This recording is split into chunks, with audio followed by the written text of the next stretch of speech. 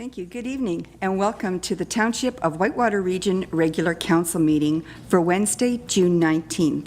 And I will call this meeting to order at 4:45. I will confirm we have a quorum, realizing the mayor is unable to be present with us this evening. Next is our Canadian anthem. If I could please have everyone stand and face the flag. Thank you.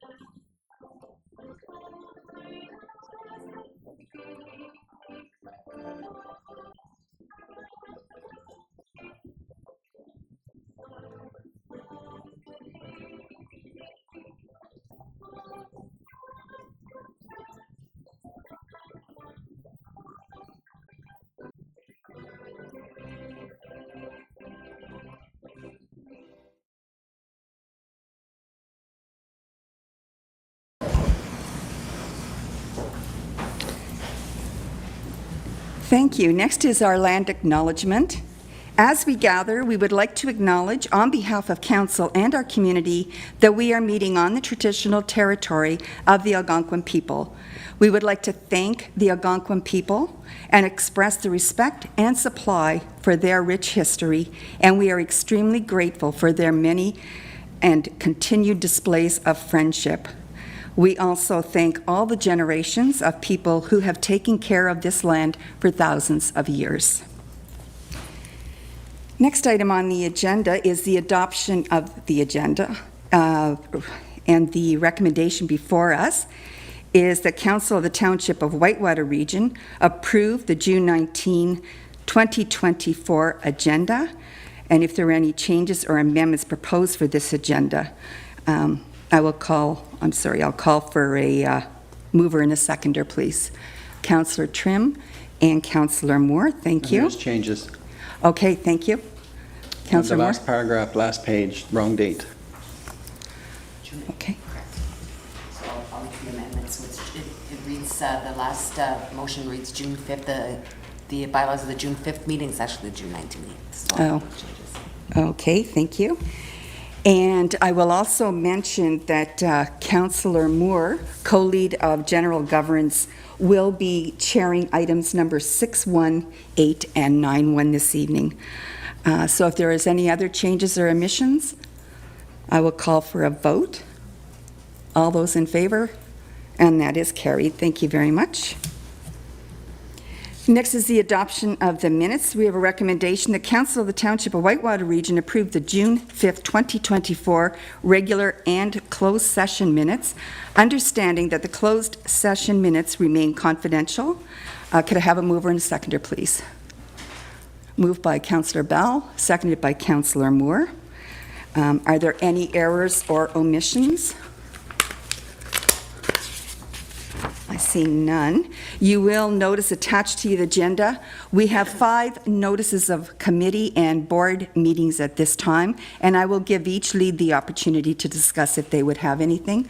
So first we had the Whitewater Region Historical Society, Councillor Bell. No changes. Whitewater Regional Public Library, Councillor Tabbert. Nothing. Nothing, thank you. The Beachburg Recreation Association, Councillor Bell. Nothing, thank you. And County Council, we have all had the opportunity to peruse that.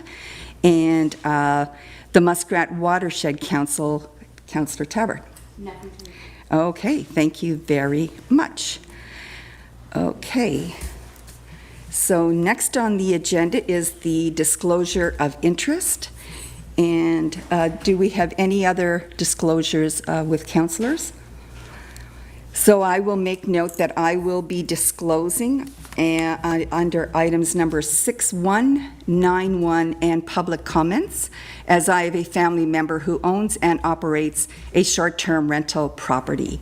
So I will be stepping out at that time, and I will be turning the chair over to Councillor Moore at that time. Okay? Good. Thank you. Next we have is our presentations, our outstanding youth bursaries. Okay, so it is an honor tonight to acknowledge 5 of our outstanding youth in our community.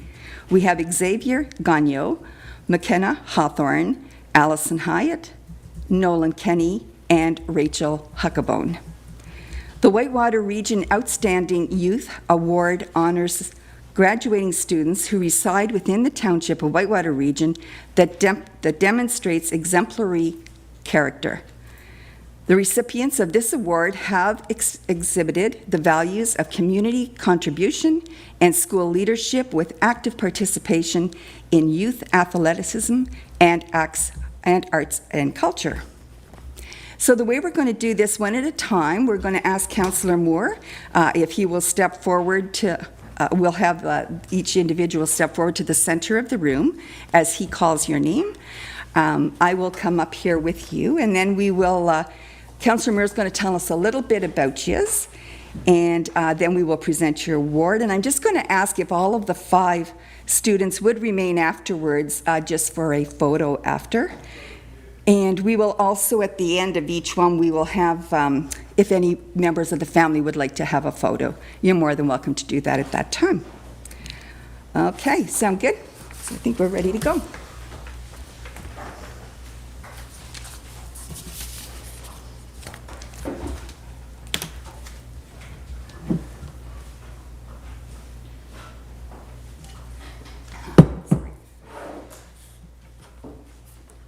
So first up, we have Xavier Gagnon.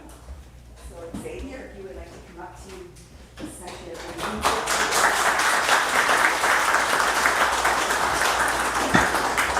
the room. Xavier Gagnon of CSC Jean Lejoie High School demonstrates a clear contribution to his community through volunteer work at community events such as the Beachburg Fair, exhibiting a strong application to school leadership and athleticism as captain of many school sports teams, including volleyball and basketball.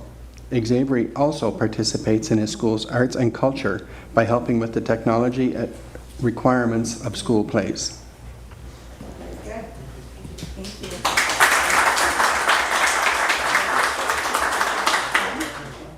Oh, yeah. We don't want to check. But you'll like the check.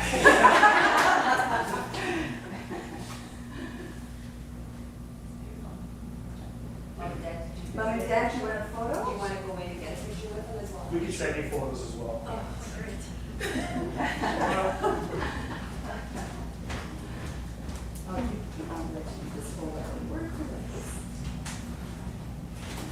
There, that evens up.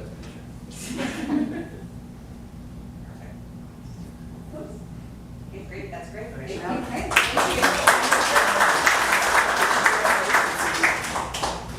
McKenna Hawthorne.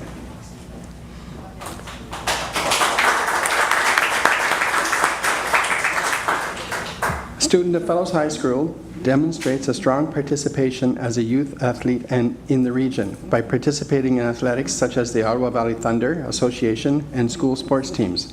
McKenna demonstrates a dedicated nature that has been applied both to the community contributions at organizations such as Beachburg Lions Club and expressing artistic endeavors at the Royal Canadian Legion. Congratulations.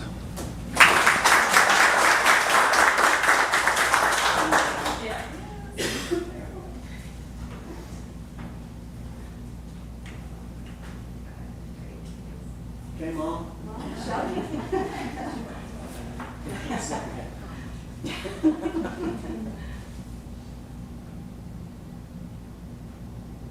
Okay, thanks.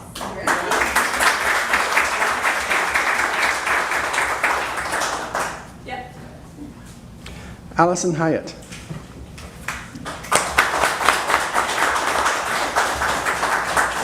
Avopiongo High School is a community-conscious individual that volunteers at organizations such as Foresters Falls Athletic Association. Allison has played an influential part in both demonstrating and maintenance efforts of the association by demonstrating school leadership through her participation in the school's peer mentorship program, Link Crew. Allison is the key figure in the organization of many school events such as pep rallies. Congratulations.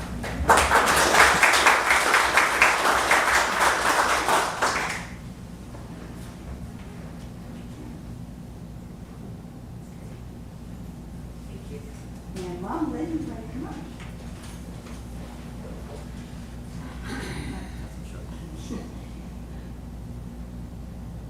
Great, thank you.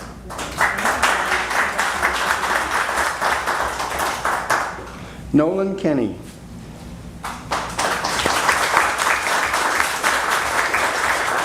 Of Bishop Smith High School has demonstrated significant contributions to the Westmeath Recreation Association and Pentecostal Church. In school, he demonstrates outstanding leadership qualities and is a dedicated member of the Student Council. As a member of both cross-country and track field teams and an active participant in drama classes, Nolan demonstrates an active understanding of athleticism and arts and culture. Congratulations.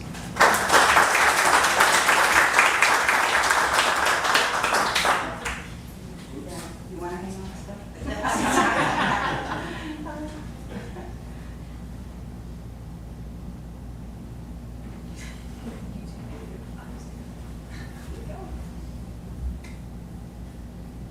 Great, thank you very much.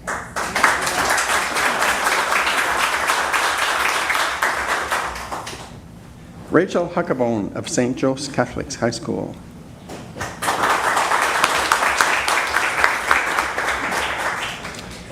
She's an active member of her community who volunteers at local community events such as the Douglas Frosty Fund. As a spirit minister on the school's student council, Rachel assists in planning activities for her school's population that fostered school spirit and championship. As a young athlete, Rachel participates in a variety of sports, including varsity girls hockey, discus and javelin throw. Congratulations.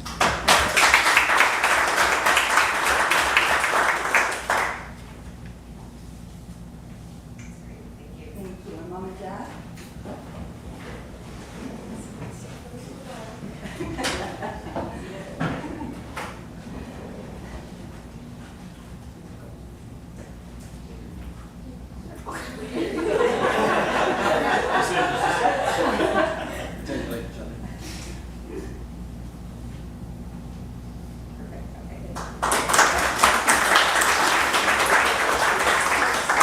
So we can just have the five students, please, just for one quick photo, and then we can let you go home. Unless you'd like to stay, you're welcome.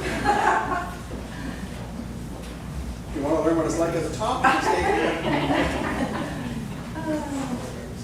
Maybe we can scooch in a little bit more.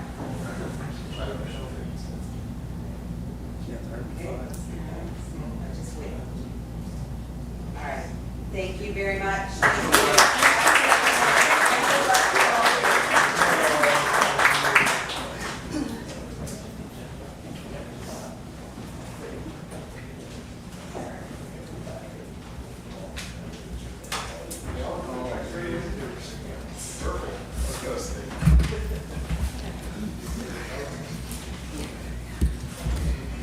Okay, so we've got all of that. Okay, so at this time, I'm just going to walk out. Okay, I will leave this here. Here is my, okay, very good. Okay, Councillor Moore, we'll leave that with you.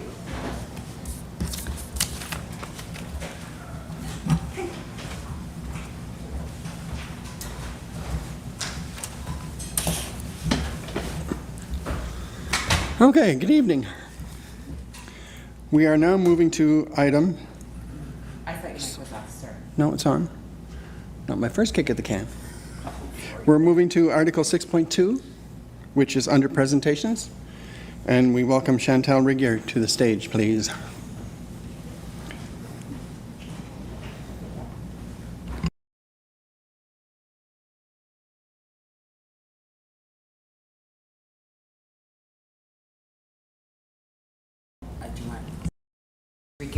realize, okay, just a reminder that you have 10 minutes. Make sure your mic is on green. You're good. Talk quick, you got this, yeah.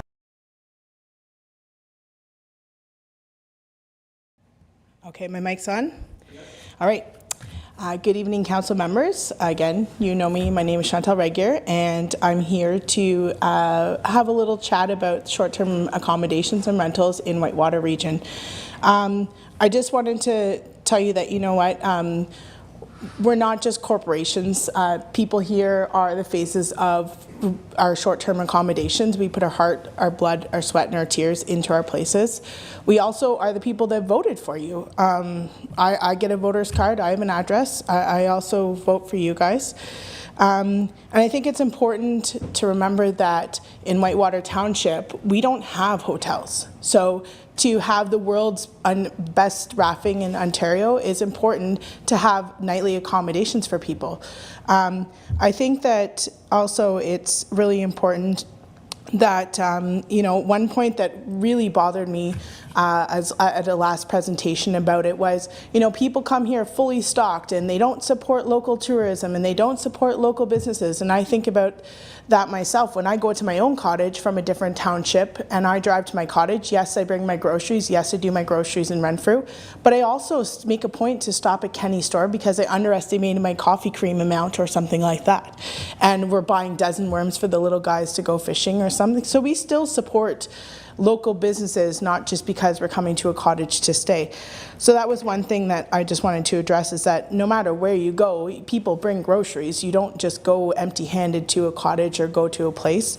I think that it's important. Noise was the one thing that I kind of kept, that's been bothering me about in terms of a valid noise complaint. And I know that we've dealt with neighbors before that, you know, it's 2 o'clock in the afternoon and maybe we had our music a little too loud on the beach and we're sitting enjoying the sun. And, you know, there is no noise bylaw, but at the same point, that's the point of living on the water. It's a point of living in close proximity to cottage life. And that's the way it is. You get friendly with your neighbors. You all might hang out on a beach together, and that's what I love about cottage country, is that you get to know everyone kind of, you know, minds their own business, but everyone's always still there to support everybody. And I think that's important, you know, what a valid noise complaint is. And people have been so used to having quietness and tiptoeing around for so long that even my children playing on the trampoline and jumping and having fun and being full of life, like, I think it's amazing. And I think, you know, to complain about that is just, it's just not okay. Short-term rentals are pretty well, I'm not sure if everyone's familiar with the process, but renting through Airbnb, the short-term rentals are completely self-regulating in terms of, if I'm a guest and I'm renting and I don't follow the house rules which are set out to me, then I get a bad review, and people going forward, other hosts will not rent to me. Like, you can review people and see.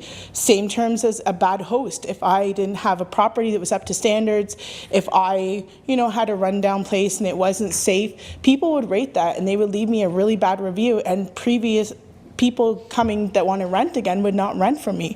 So I think short-term rentals are really, they're self-regulating. We don't need tons of bylaws. We don't need tons of regulation to us. Like for 60 that I wish I could find those 60. I found 32. I've contacted every one of them, let them know what's going on.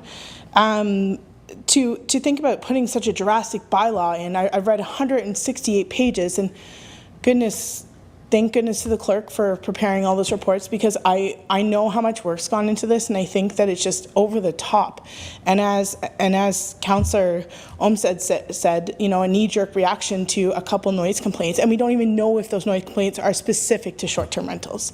So here we are speaking about something that, is it really an issue? Is this really an issue that we are here for? I don't know.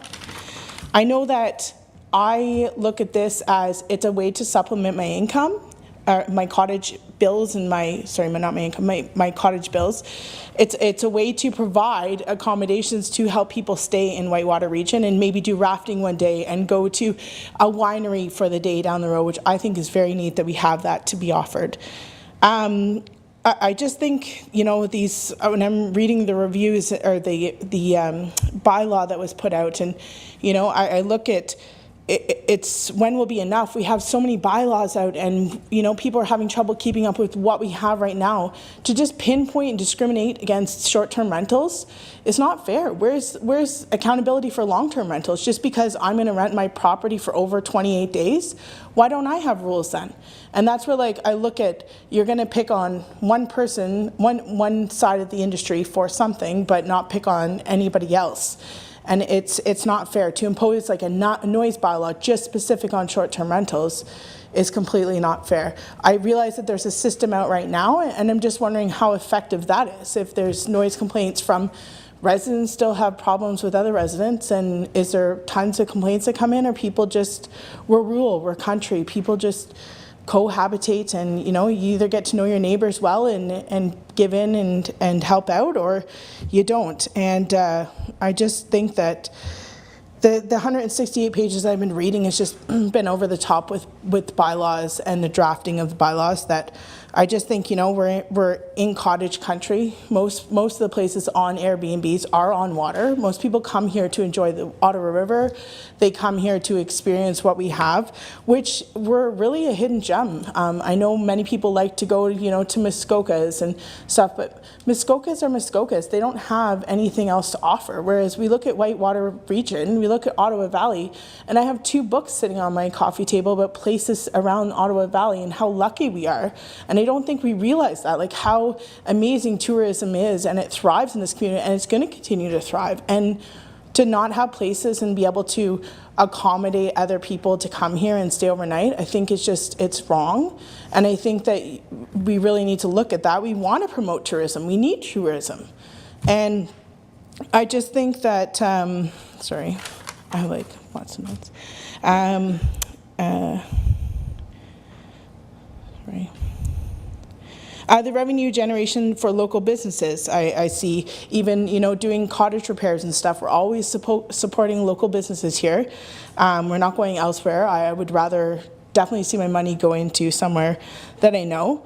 And I think that there was one report that I was reading, it was from the town of Greater Napanee, and the clerk said, if the town were to license short-term rentals, but lack the resources to enforce the bylaw, it might not create a higher degree of liability than not having a bylaw, but it would create pure frustration for both the operators and complainers.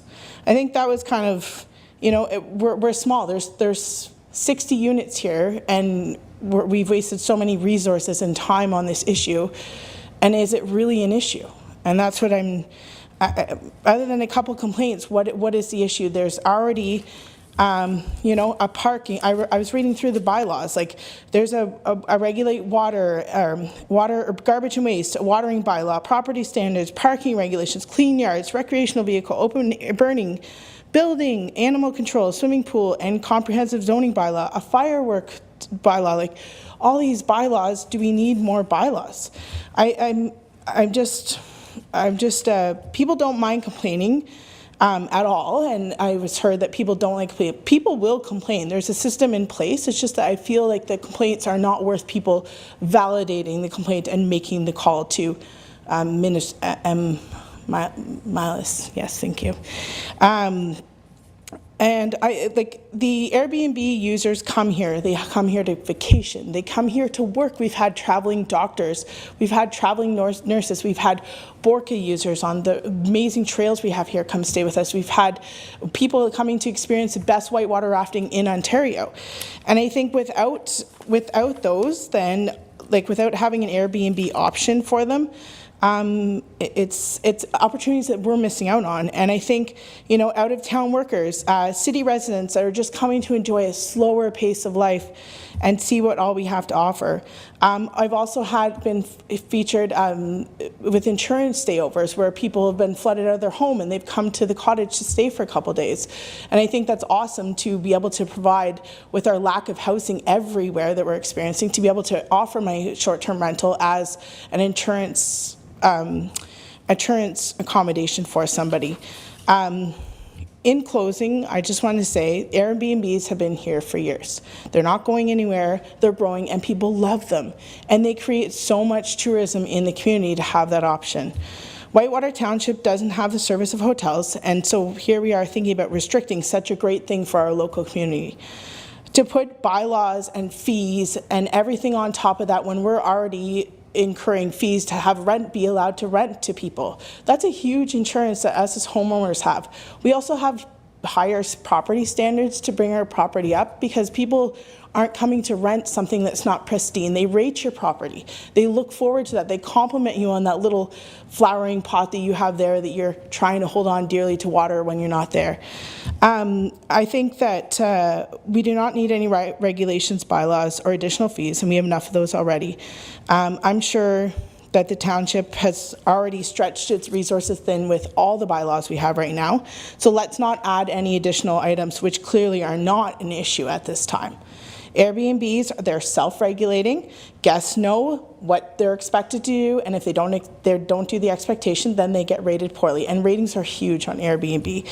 And hosts know that if their house is not up to standards or not up to guests' satisfaction, then they'll be rated on that, and people will not come.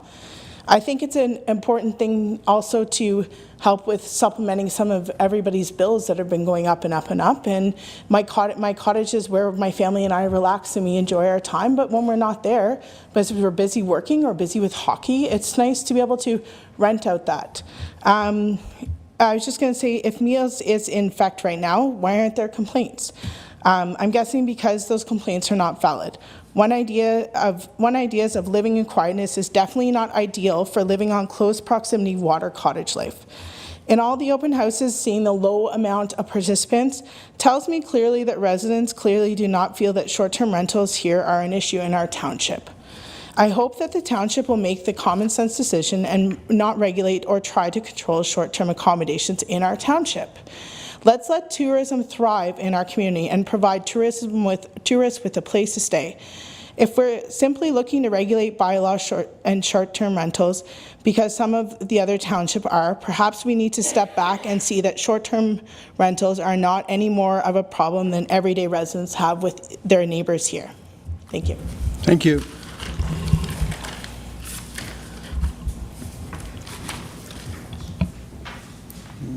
Questions from the audience? Really? May I ask questions? Okay, would any of the councillors like to ask any questions? Seeing none, thank you. Now we'll move on to item 7, which is the mayor's address. There will be no mayor's address. The mayor's not here. And we will now go to number 8, which is public comments. And Carmen, have we received anything? Yes, we received one from Mr. Joseph Kowalski, so if he is here, so if he wants to step up to the podium, you go ahead, Joe. Joe, would you like to step up to the podium to discuss your letter you sent?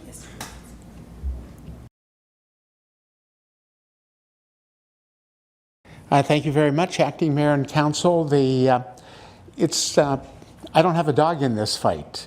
You know, we don't do Airbnb, we don't do VRBO, we don't do those things. We have a tourist commercial zoning, we have scores of accommodations, and in some aspect, Airbnb might be one of our competitor, but I totally support and agree with everything that Chantelle said.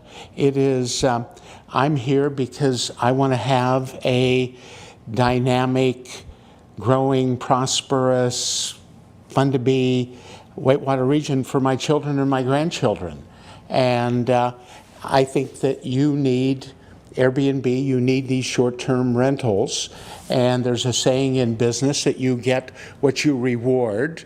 And the converse to that is that you don't get what you punish. And too much regulation is punishment. And the reason why short-term rentals are so important. And when I travel on vacation, I always want to stay in one of those type accommodations for the most part because they're very interesting. You know, it's not cookie cutter.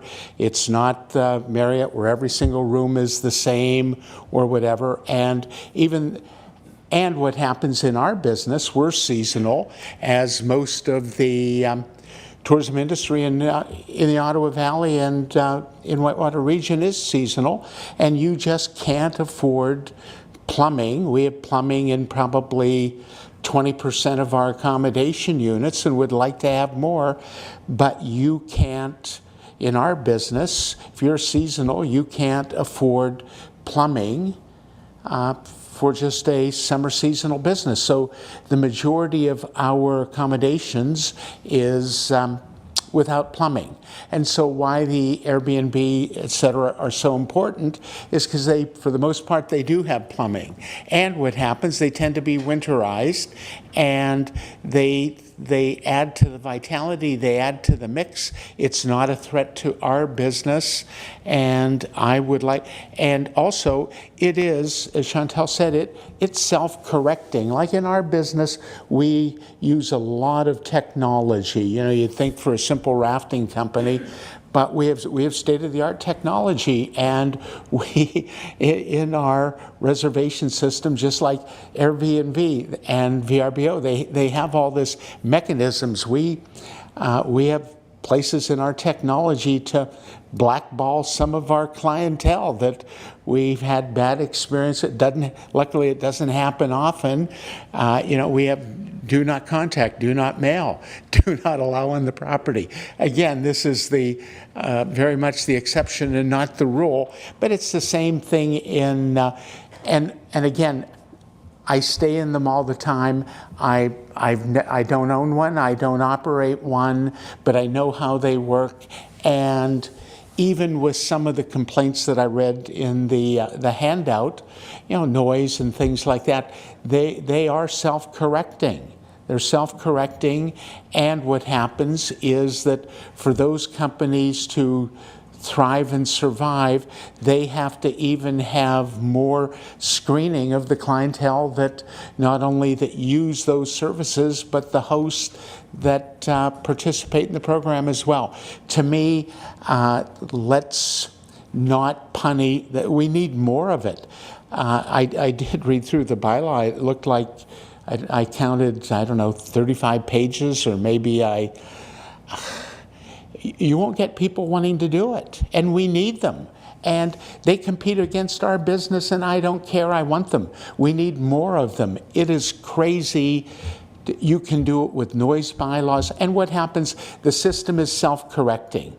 And again, if you're operating an Airbnb and your clientele are noisy, I would fully expect and want the neighbors to complain to you, because you will make a note of it, and you will make a note to the system about dealing with those people so that they get blackballed by other renters. So the system is self-correcting. Anyway, yes, I spoke too long, but I fully support short-term rentals, and I fully support keeping either the regulation to a minimum or none at all, and see if the system works. Thank you. Thank you, Joe.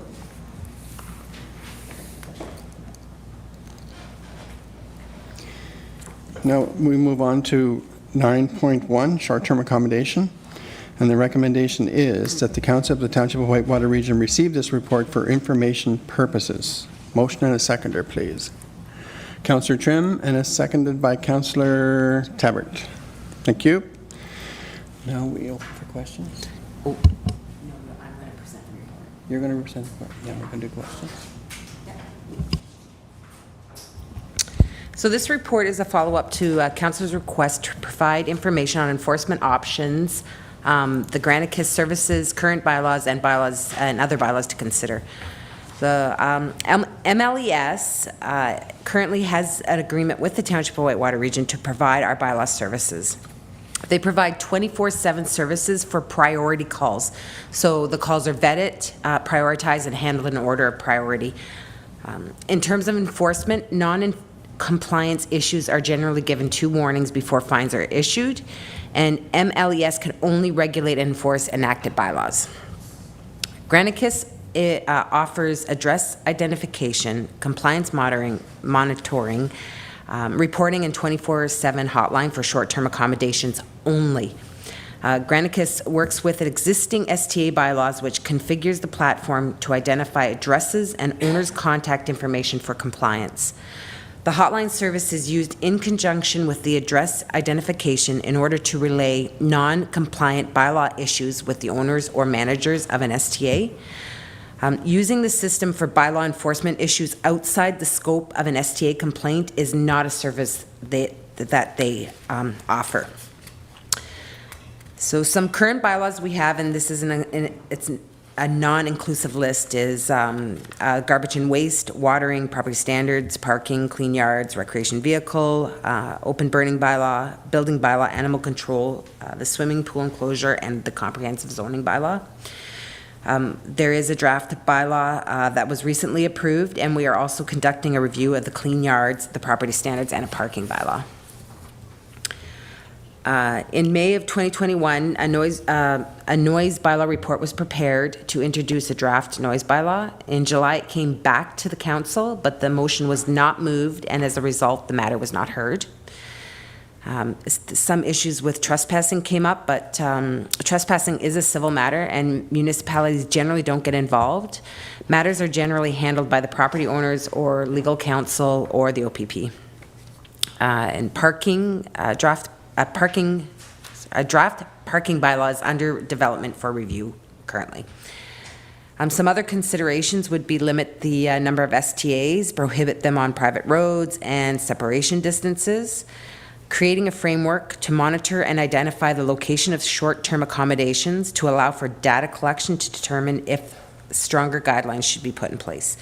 And there's also an educational component. You can inform and promote our bylaws on social media.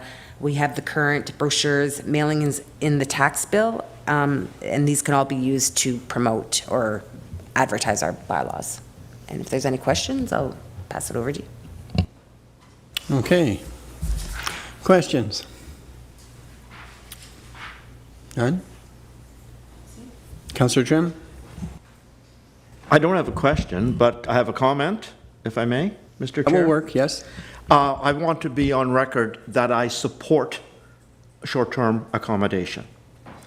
And also, having reviewed this for a number of months now, there does not seem to be enough evidence at this time that we should be regulating it with a bylaw.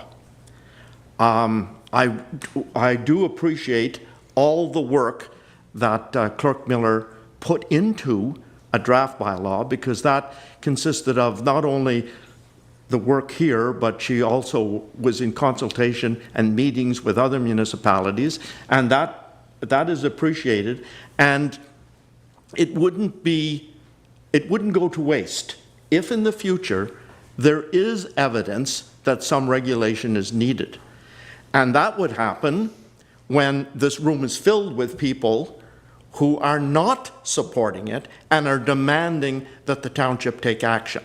Right now, the people who are here are supporting us and requesting that we don't take any regulatory action. And I support that at this time. I don't know if this is the proper time, Mr. Chair or Clerk Miller, to talk about the prospect of having Granicus monitor for a year or whatever the complaints. Is that, when do we talk about that? I would say through you, the acting chair, that now is the time, yes, because Granicus is a software that is specific to short-term accommodation. So, if I may continue then, Mr. Chair, I do in fact support that. It's going to be an expenditure of some monies, and I'm not certain the treasurer will help us out about how that impacts our budget. And it will keep track of 24 hours a day, 7 days a week, no? 24 hours. yeah, perhaps I will. CAO, please. Perhaps I will. So as a result of the last meeting in May, the clerk and I met with Granicus, and while they are a software and a provider that answers the phone if there's a concern, it's specifically relating to short-term accommodations, and they require some type of registry system. So in order for us to employ the Granicus software and the system and the company to monitor complaints, we would at the same time have to have a registry system for short-term accommodation, a license of sorts. And what I'm gathering from your comments, and I'm not speaking on your behalf, that doesn't appear to be your appetite. So for clarity, if it's Granicus, we would have to have some type of licensing framework so that we could collect the information of the owners of short-term accommodations.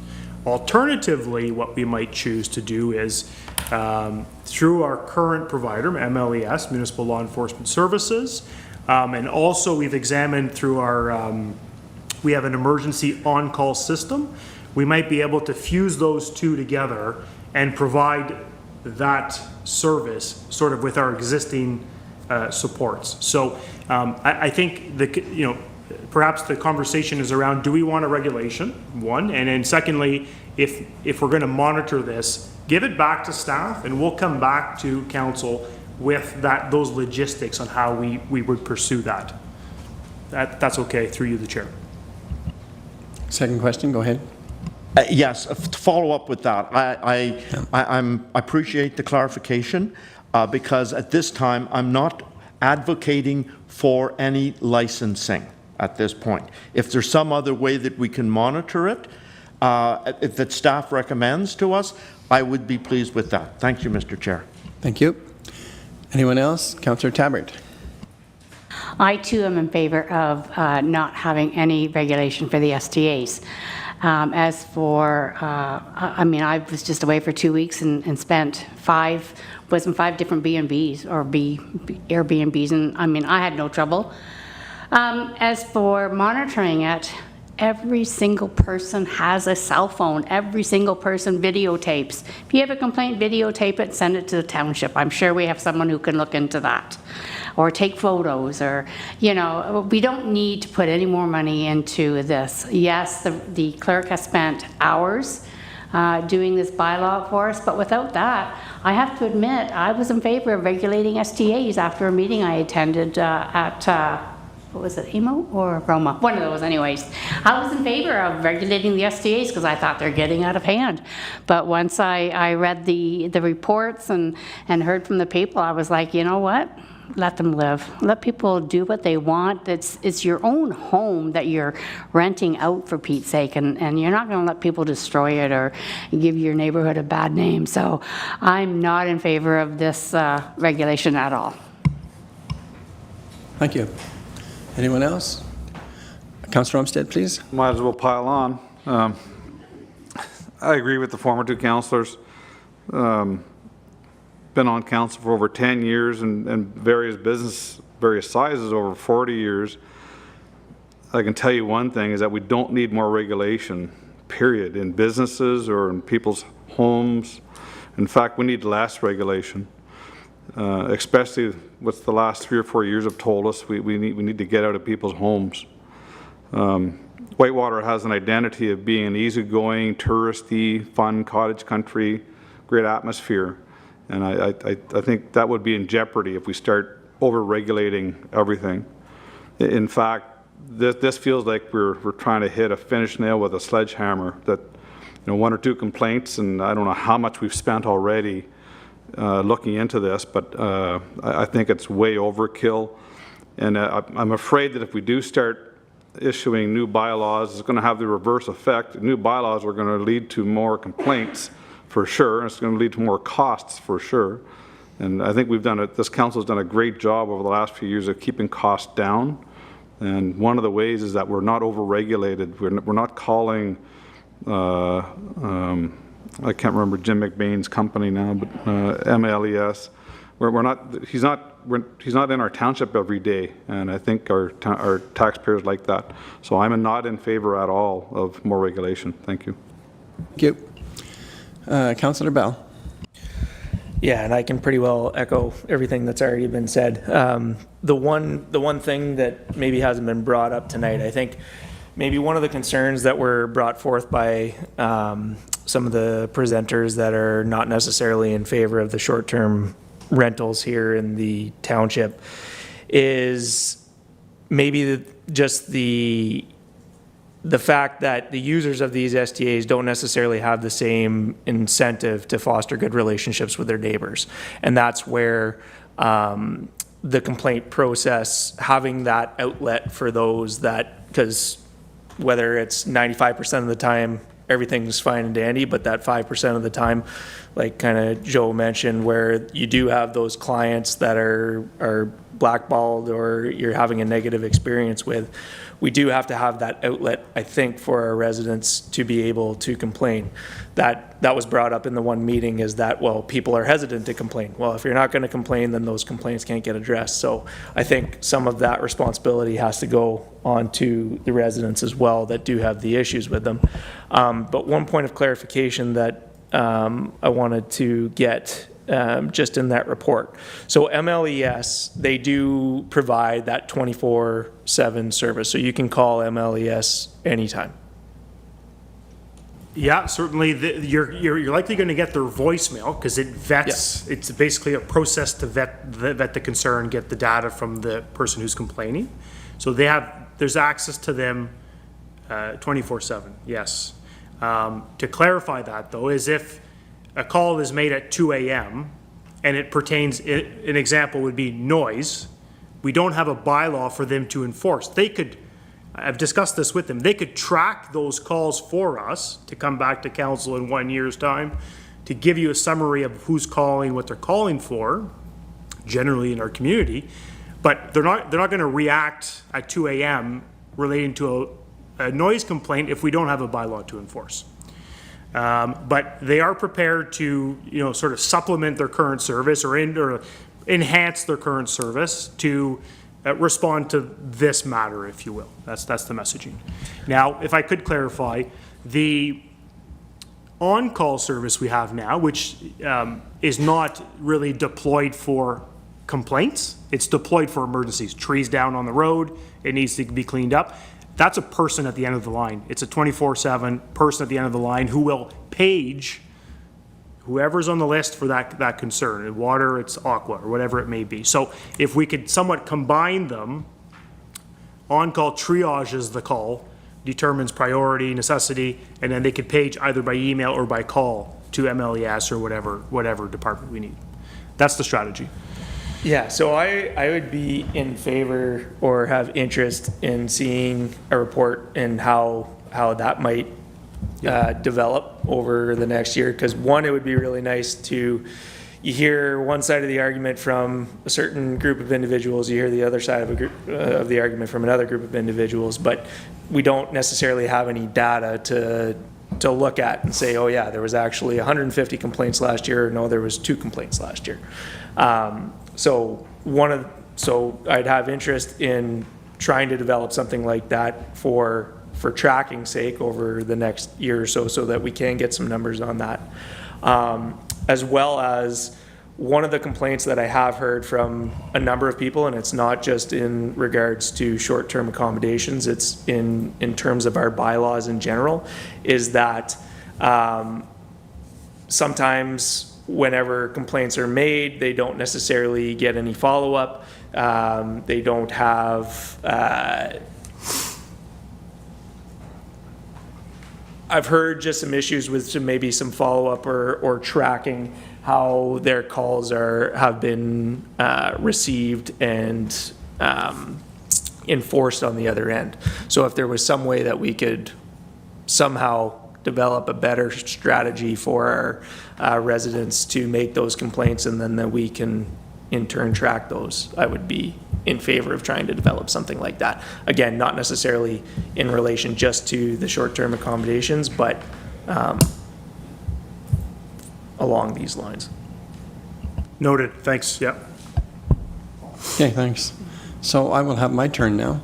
There's not much left I can say, except we're not the Muskokas here. We're very deprived in numbers here. So to all the work that has come across for this meeting, including this document, if we were to accept this document and carry on with it, you can imagine the size of the document by the time everything else got added to it, not to mention downtime, what it would cost to hire a company like Germanicus, or somebody's going to have to supervise this if it was approved.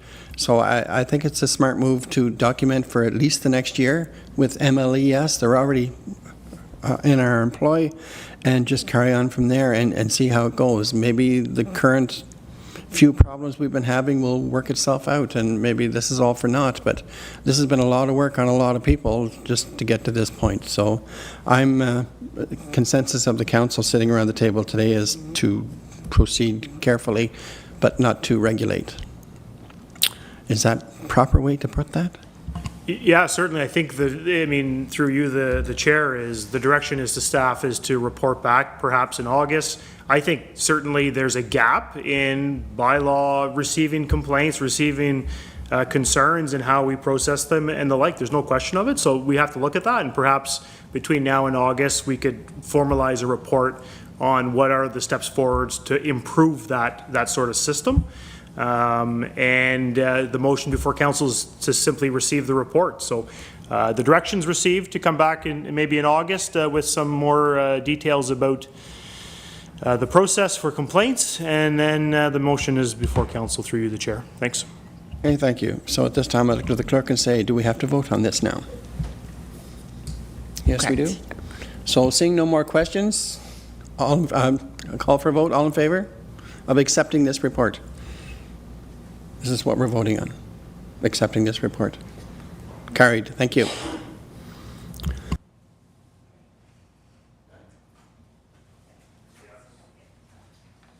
The deputy mayor can come out now. Sorry. Can't.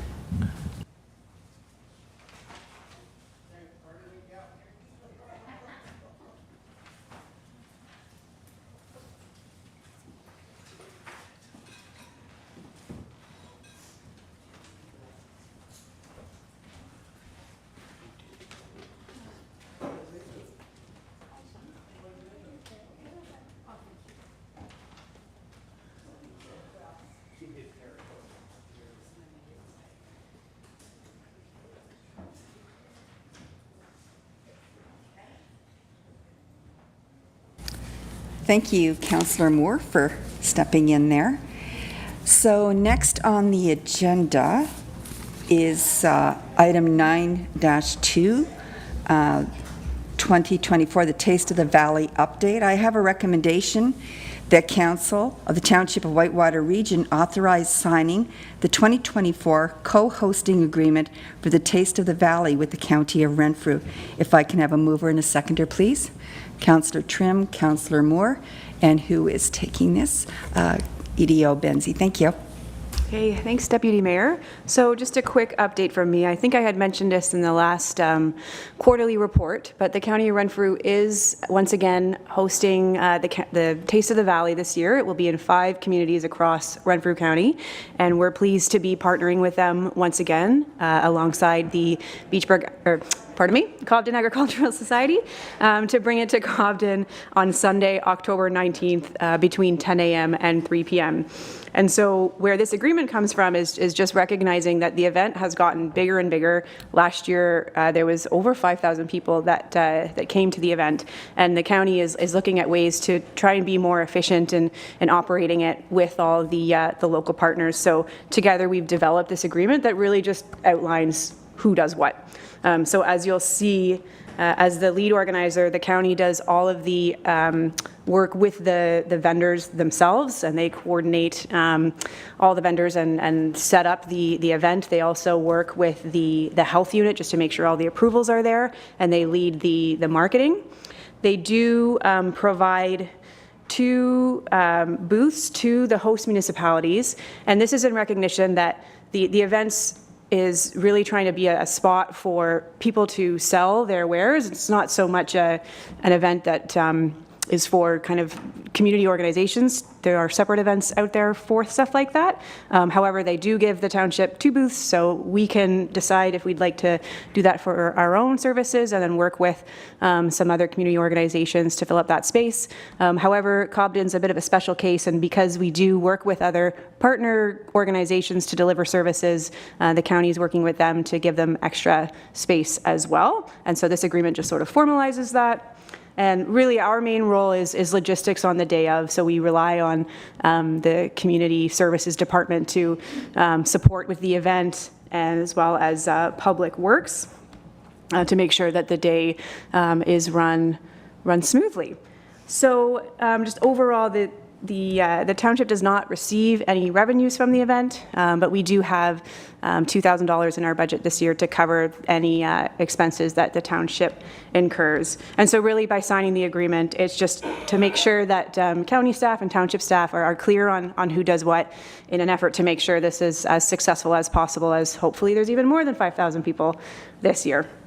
And then next steps, we'll just continue to work with the county on getting things set up. I believe the vendor period, if you wanted to be a vendor, I think it's over now, and I believe it's been oversubscribed, so we should be hearing an update from the county on that. But it's great to see the popularity of this event taking off here in Cobden as well as the rest of Renfrew County.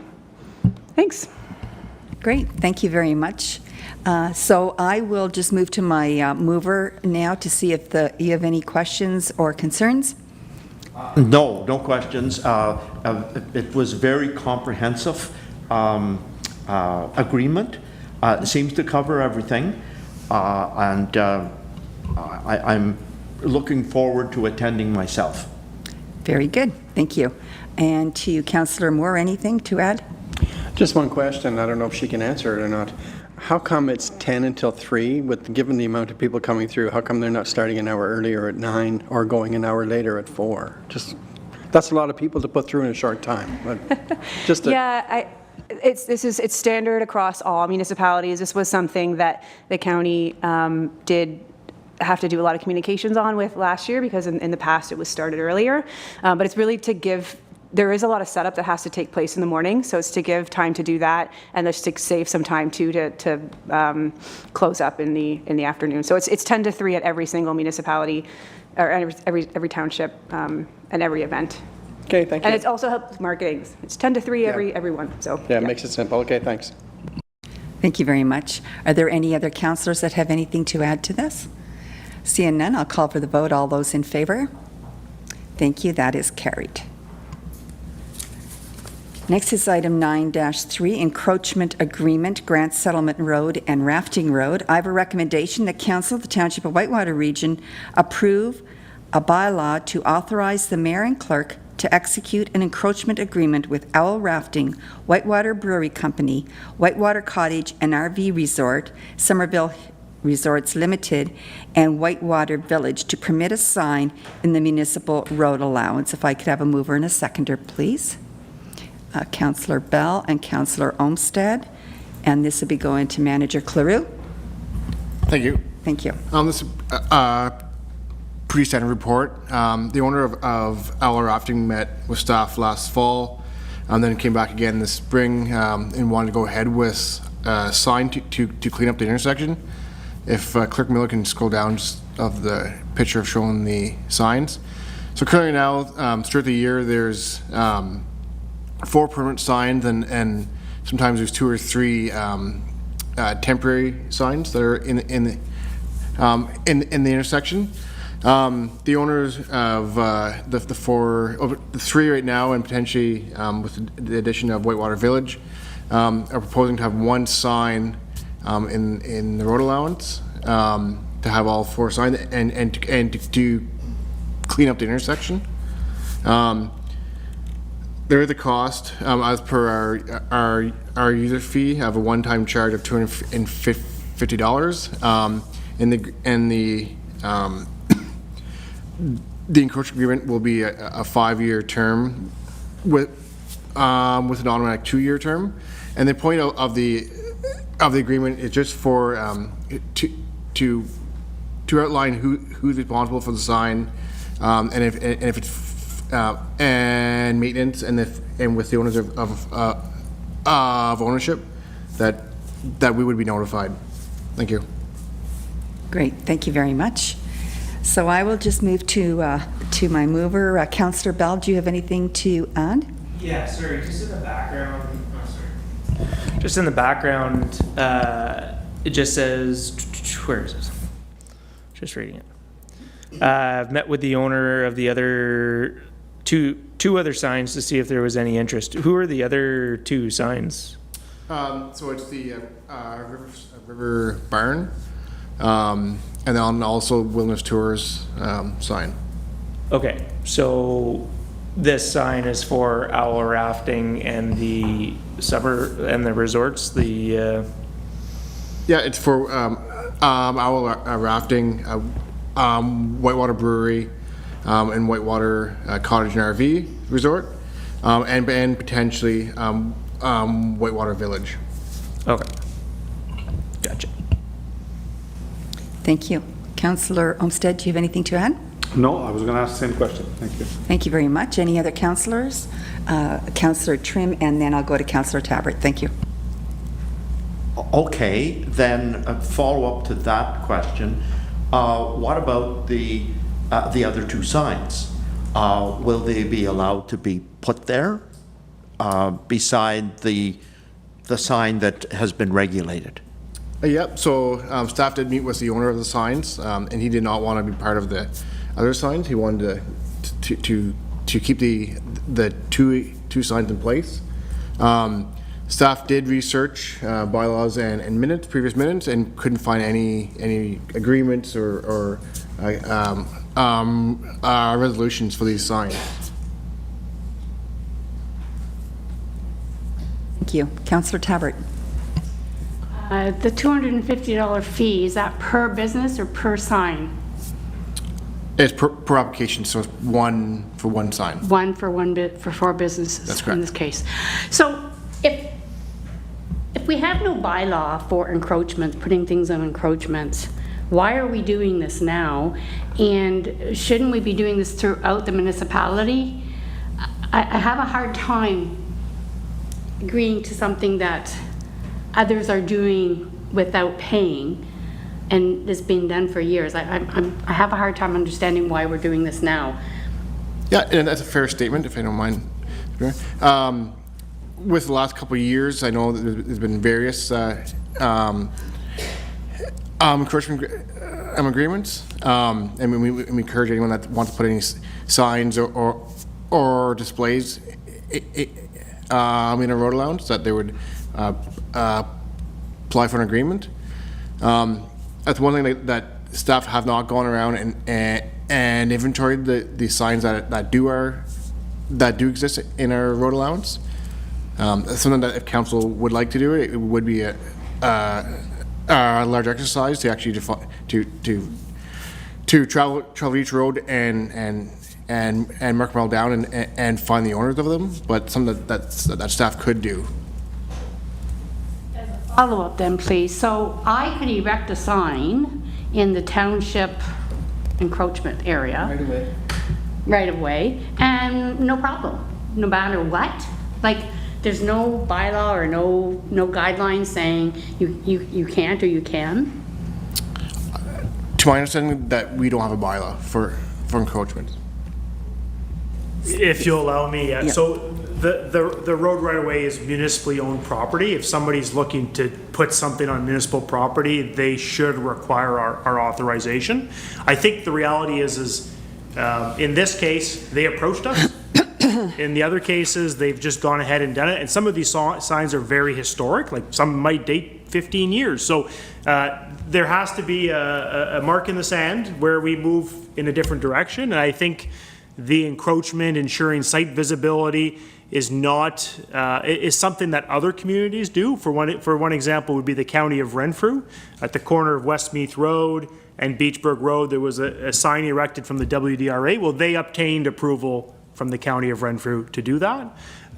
So perhaps, the message to the public and businesses is that if you want to erect a sign in the road allowance, there's an opportunity to do that. Just, you should communicate with staff so that we could, review their request and process that application. It would be a very extensive task maybe to go around and inventory them all, but not impossible. I really don't recognize the signs as I drive around, so it's hard for me to assess how many there really are. But they approached us. This is the process we think that is fair and protects the township's liability and the like is through this agreement. So, yeah. Thank you. Next, Councillor Moore, please. Just wondering if this report was based on perhaps one that the county has, so that we're not reinventing the wheel, and they're both fairly similar, so there should be no confusion. So it is quite different. So the county process, they actually have a permit. It's done at a staff level. So staff have delegated authority from the county. And then in this case, we that in the past, any agreement that would go to council. One thing that potentially that we could move to is actually a permit system. Then it'd be done at a staff level and not a council level. And that permit system then would dictate how long they could have their sign erected, whether it be 1 year, 2 years. Because sometimes they become dilapidated and they just fall down. Nobody looks after them. That's correct. Thank you. Councillor Bell, please. So, yeah, I'm just a little bit confused about this. So, they approached the township looking for this encroachment agreement, but realistically, they could get together, those 4 businesses could get together as it is right now and say, we're gonna put up a 4 business sign up where all these signs are, and there's really no means at this point of saying yes or no from the municipality. So I think there's like, what has occurred in the past is people just did it. I think we need to view things a little bit differently. And when these 4 businesses approached us, we said, here's a process that we think is fitting. And maybe a delegated authority to staff to approve them is maybe the right approach, and we could amend the bylaw and look at that. But there has to be some process. Is it illegal to put a structure in the municipal property road allowance? Yeah, probably. If we wanted to pursue that legally, we probably would have some grounds. But again, I mean, these things existed for years, right? So it's difficult. So my only thing with that is, so if somebody comes out off Rafters Road, they're gonna turn right on Grant Settlement Road. They pull out and get smashed by somebody coming the other way, and they're saying that, well, it was because of my sight line, I couldn't see past the river barn sign. Does the township have any liability in allowing these structures to exist on their property, even though they're not our prop, like it's, so the physical property is the property, but the sign is not municipal property, right?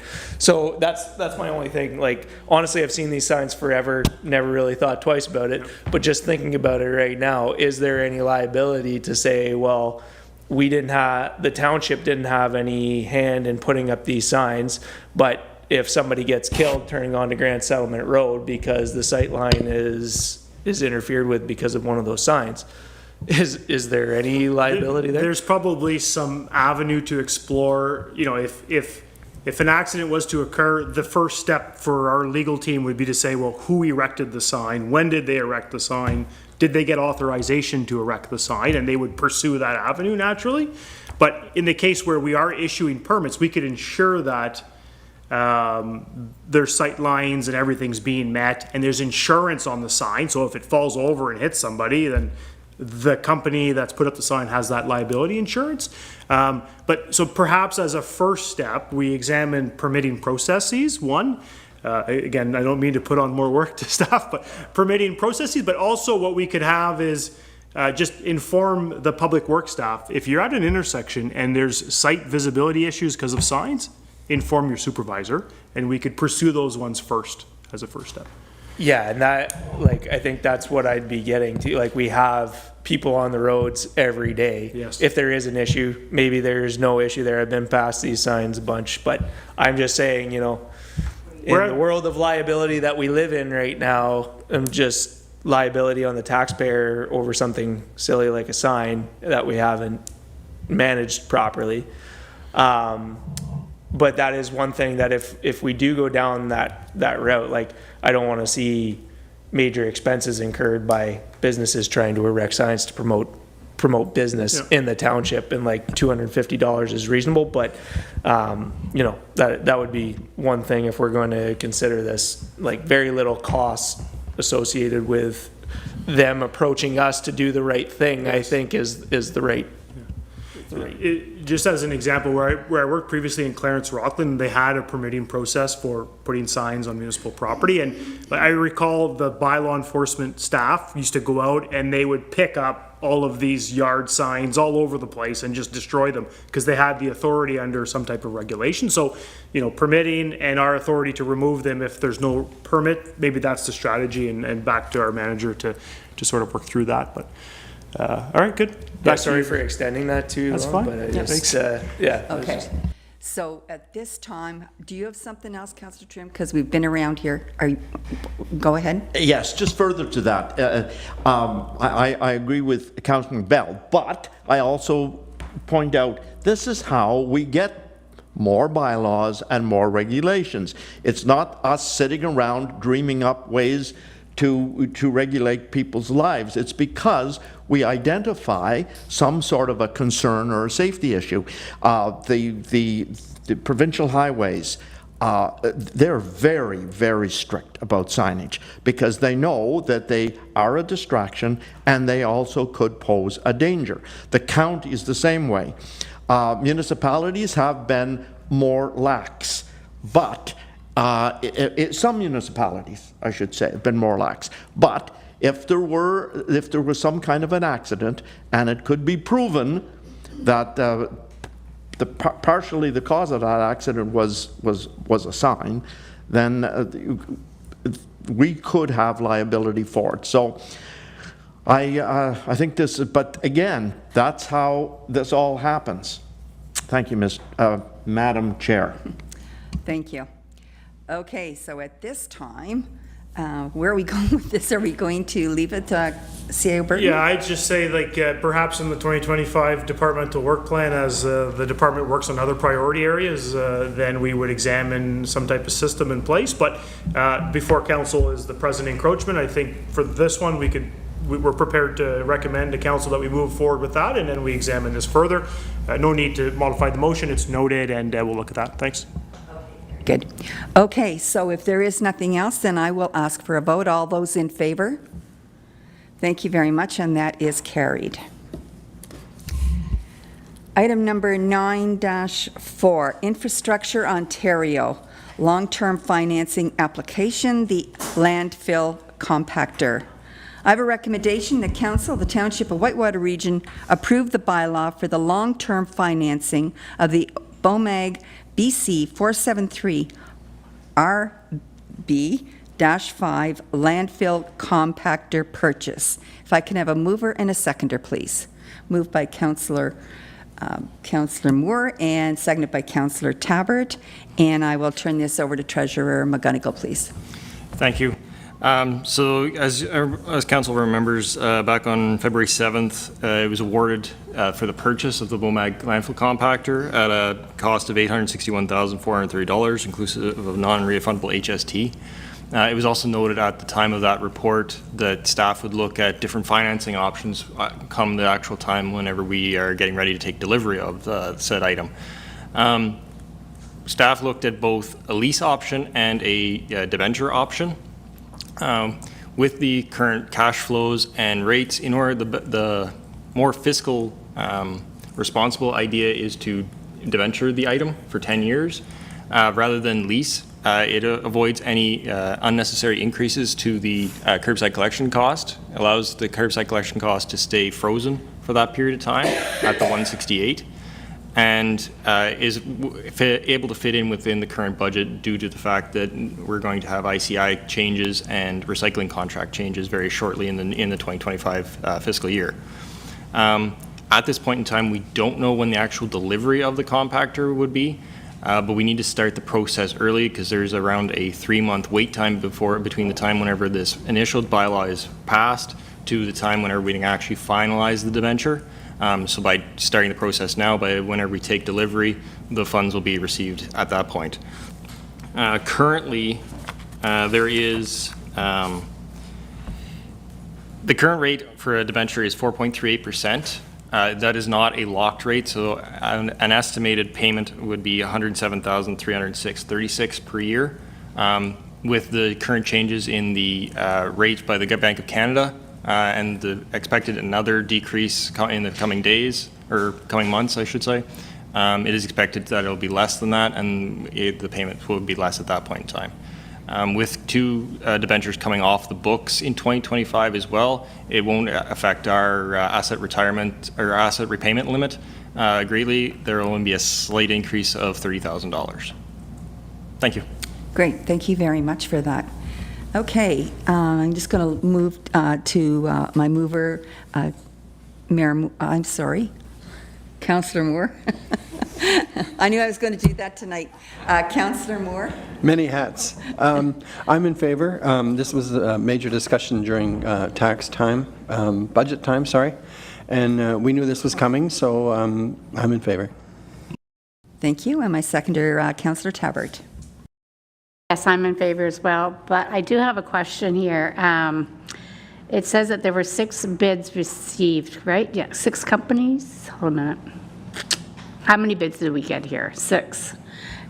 We don't have the amounts of the other ones here. We don't get to see who it was that bid on the project. And previously, I have seen where you've listed down the ones who bid on it, but. I think you might be on a different report. Oh. What? There's no bids for this one, so this is through Infrastructure Ontario, so this is actually for the debenture of the project, or of the actual item. So what happens is there's I'm looking at the dehumidifier. Sorry. Yeah, okay. Yeah, sorry, I'm in the wrong one. Okay. No question. Are there any other councillors with any questions or concerns? Seeing none, I'll call for the vote. All those in favor? And that is carried. Thank you very much. Next is 9.5, Tender 2024-12, the Arena Dehumidifier. Good? No problem. I have a recommendation that Council of the Township of Whitewater Region approve the award of Tender 2024-012 Arena Dehumidifier to Zenith Solutions Incorporated at a cost of $41,228.06, inclusive of non-refundable HST. If I could have a mover and a seconder, please. Councillor Bell, and a seconder, Councillor Trim. Thank you very much, and I'll turn this over to Manager Plevin. Thank you. Thank you, Deputy Mayor. So the report, as part of the capital budget for 2024, the Cobden Astrolabe Arena dehumidifier is to be replaced. The tender closed on June 7th. It was put out on May the 6th. There were some questions that were received, and the answers were put out in addendums. The companies attended a site meeting, and the public tender opening was held on June 7th at 2 o'clock. The bids received were not listed in the report. The previous reports that I've seen didn't list them. I can provide them to you if you'd like on the aside, Councillor Tabbert. The lowest bid was received from Zenith Solutions, with HST included $45,781.95. The inclusive of non-refundable HST was $41,228.06. Thank you very much, Manager Plevin. So moving, I'll move to Councillor Bell, please. Yeah, just along the lines of those other bids I would be interested just to know what those other bids were, where they came in at, and Zenith Solutions, where are they based out of? They're based out of Ottawa and had previous experience in UP and at an arena. And were there any local businesses that did bid on this this project? Yes, there were a couple. Am I able to go through the amounts? Do you want me to go through the amounts? Is that something you want me to do? Yeah, I think that's fair. Yeah, do you want to go Yeah, through council? I wouldn't We'll mind see. just hearing what Yeah, what sure, the other sure. bids were Yeah. and where they came from. So the amounts that I have on the list for the 6 were Safco Heating with total, including HST, $49,155. AC Mechanical Refrigeration Limited, $49,155. Irvcon Limited with HST, $46,774.09. Modern Niagara, $49,561.80. Northland, $58,66.95. And again, the lowest with Zenith Solutions, $45,781.95. Thank you. Anything else, Councillor Bell? No, that's good. Thank you. Thank you. Councillor Trim? Just to confirm that they are responsible, the successful bidder is responsible for the electrical upgrades, and you know if they're going to, they're not? They're not. Is that a cost in addition to? That is, so the amount in the capital budget was $69,000 to cover the replacement of the dehumidifier. So that will include the electrical, which is done by us, by ourselves, and has already been started. And that'll be in addition to this amount. That's right. But we will still likely be under budget. Oh, okay. That's interesting. I'm just wondering if we're using a local electrical contractor for our work. We are. That's correct. Okay, thank you. Thank you very much. Any other councillors? Yes, Councillor Moore? Just one thing that sort of popped out at me. The tender specified that the replacement shall be completed by August 30th. Hopefully, they know that Cobden Fair's in there in the middle of all that, and they won't have access. Does that become a problem? Well, we'll work with them on that. Because if they have to bring in like lifts and stuff, they put soil down for the cows and all that. Like it wouldn't be easy, mightn't be safe for them. That's my point. So. Thanks. Thank you. Anything else from any other councillors? Seeing none, I will call for the vote. All those in favor? And that is carried. Thank you.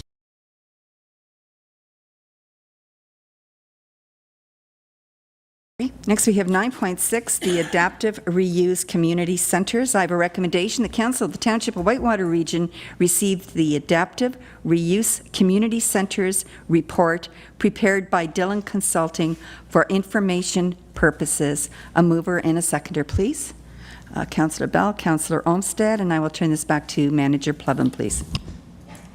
Thank you, Deputy Mayor. So in September 2023, Council directed staff, among other matters, to investigate the adaptive reuse study for the Beachburg and Westmeath arenas in Whitewater Region. The reutilization assessment was recommended in the 2021 Parks and Recreation Operational Review. In 2023 budget deliberations, Council funded ice operations only in one arena in Cobden, going into the 2023-2024 ice season, and again into the 2025 ice season. Council directed staff to do the same. This report comes through from Dillon after direction in January of 2024 to engage the community into the adaptive reuse project. And the Township of Whitewater Region hosted a series of public information centers as part of the commitment to enhancing our recreational facilities and services within the township. We advertise the public information centers throughout the township in storefront and community center locations, the online platform, and 2 local newspapers prior to the event dates. So the numbers are in the report as to the individual stakeholder interviews that were held, as well as the number of attendees to each of the events that we held. I just summarized quickly 2 of the activities that stated what we wish this was, and the comments that included multi-sport facilities, non-sport programming and workshop activities, as well as library space, green space, crafts and art space, entertainment venues, movie theaters. And then I also summarized the community needs more comments, which included water access, swim lessons, licensed childcare, greenhouses, community kitchen, bowling, And then also, of course, the sport and activity, gym space, multifunctional spaces, and ice operation.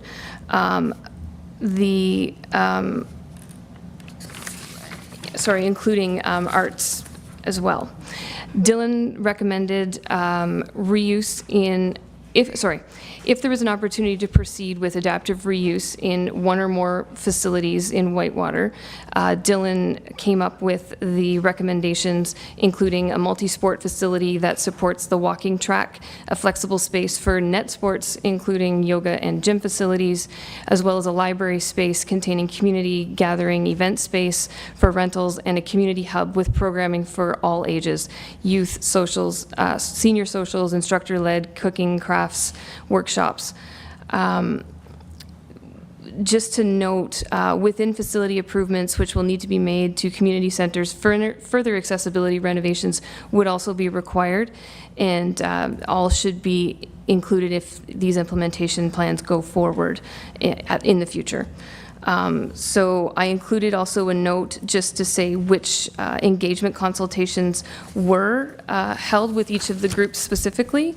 And then just our next steps would be to complete and sign the use agreements for ice operations into 2024, 2025 with the recreation groups who are interested in proceeding. So I'll leave that to council if they have any questions. Thank you very much.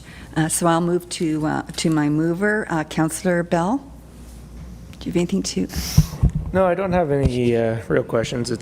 There's lots in the report to go through, and it's kind of nice to see some of the comments that were provided by the people that attended the functions and took the survey.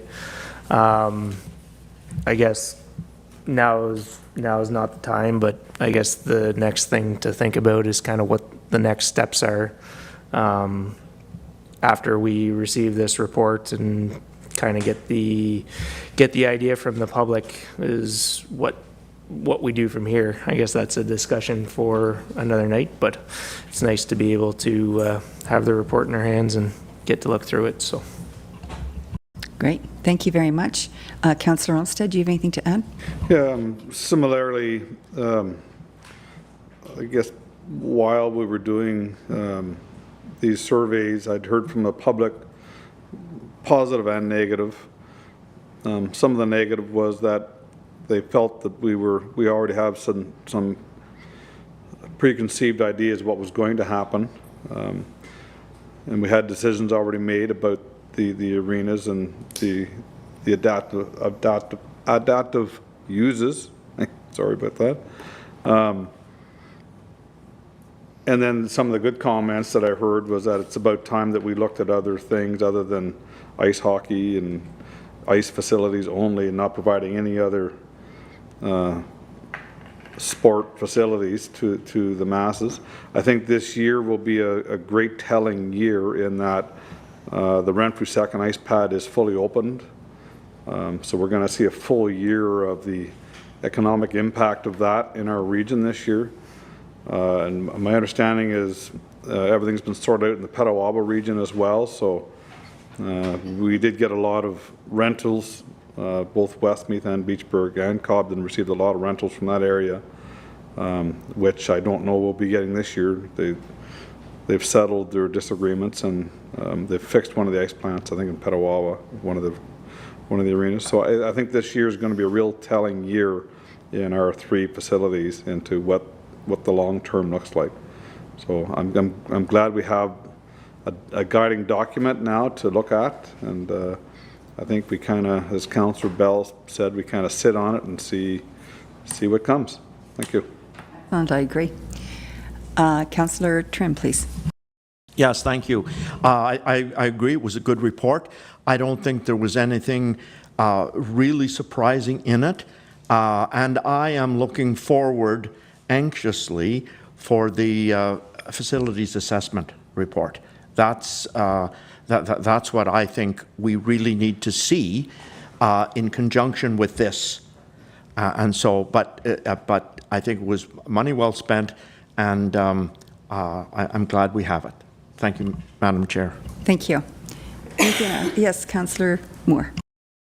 I consider this a benchmark. I think it's a place for us to to sit around the table and discuss how to proceed.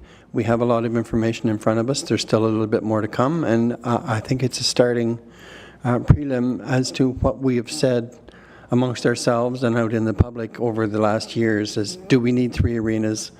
Do we need to diversify? I'm a firm believer we need to diversify and then proceed from there. We're dealing with aging facilities, and they're not going to get any better as we sit here and look at them. So I think this is a good benchmark to start from. Thank you. Thank you. Anything else? Seeing none, I'll call for the vote. All those in favor? And that is carried. Thank you.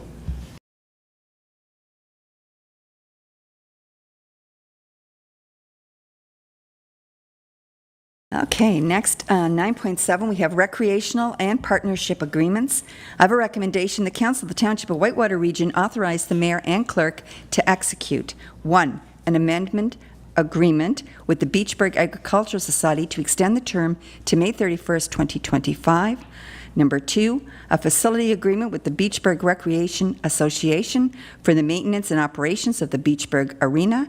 And 3, a facility agreement with the Westmeath and District Recreation Association for the maintenance and operations of the Westmeath Arena, subject to the final approval by the Chief Administrative Officer. A move and a second, please. Councillor Trim and Councillor Bell. And to CAO Burton, please. Yeah, thanks so much. So this report is well suited in its location on the agenda following the adaptive reuse summary report to be received by Council. So this report pertains to the township entering into agreements to permit the use and maintenance of our facilities by our local rec associations, as well as a minor extension to the Beachburg Ag Society agreement to allow the continued use throughout the entire ice season, the upcoming ice season. So back in the fall of 2024, Council reviewed the budget, and during that deliberation, it was decided at that point in time that we'd operate one ice operation. However, the township is committed to keeping these facilities open, heating them. So we've budgeted necessary expenses to support the retention of the opening of these facilities, the 3 facilities, that being the Cobden Beachburg, and Westmeath recreation facilities. And then subsequent to that, throughout the year of the ice season of 2023-2024, the BRA had operated the Beachburg rink, and the township, with the support of WDRA volunteers, operated the Westmeath Arena through the same period, and the township operated the Cobden Arena. So after the ice season was completed, we did receive requests from the BRA, Beachburg Rec Association, that they wish to pursue a similar agreement for the next upcoming ice season.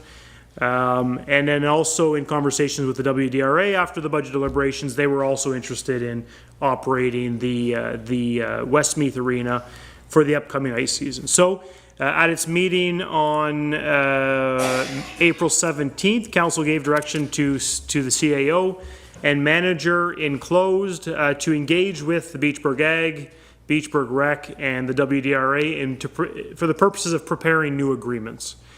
So what we have before Council are those new agreements. And during that discussion, the outcome was that the township is fully committed to the necessary capital investment to fund the continued existence of these community facilities. So the bricks and mortar to keep the building there, the roof, the township is prepared to support that. There's no question of that, and to support that until the end of their useful life. So whether or not there's ice in these facilities, they will exist. I think that's extremely important for the public to understand. However, the township, as part of their budget deliberations, is not committed to making the necessary investment to fund capital investment for ice operations in the Westmeath and Beachburg arenas.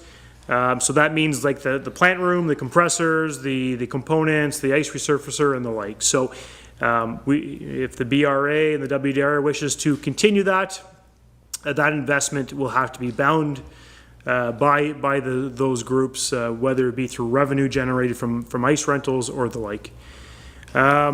So as a result of that April 17th meeting, The township, with the support of BLG, our lawyers, our legal team for this matter, prepared the draft agreement. So these draft agreements were only distributed unfortunately, on June 13th to the two associations, so they haven't fully completed their review. We did receive comments from the BRA, and we're still waiting for comments from the WDRA. So these agreements speak to many things: termination, releases, insurances, reporting, permitted uses, requirements for training, safety supervisions, and essentially the team drafted an agreement that would protect the township and the taxpayers to the best that they could, while also ensuring that there was some capacity and ability for these associations to operate these ice facilities. What is outstanding at this point in time is the final review of the agreements.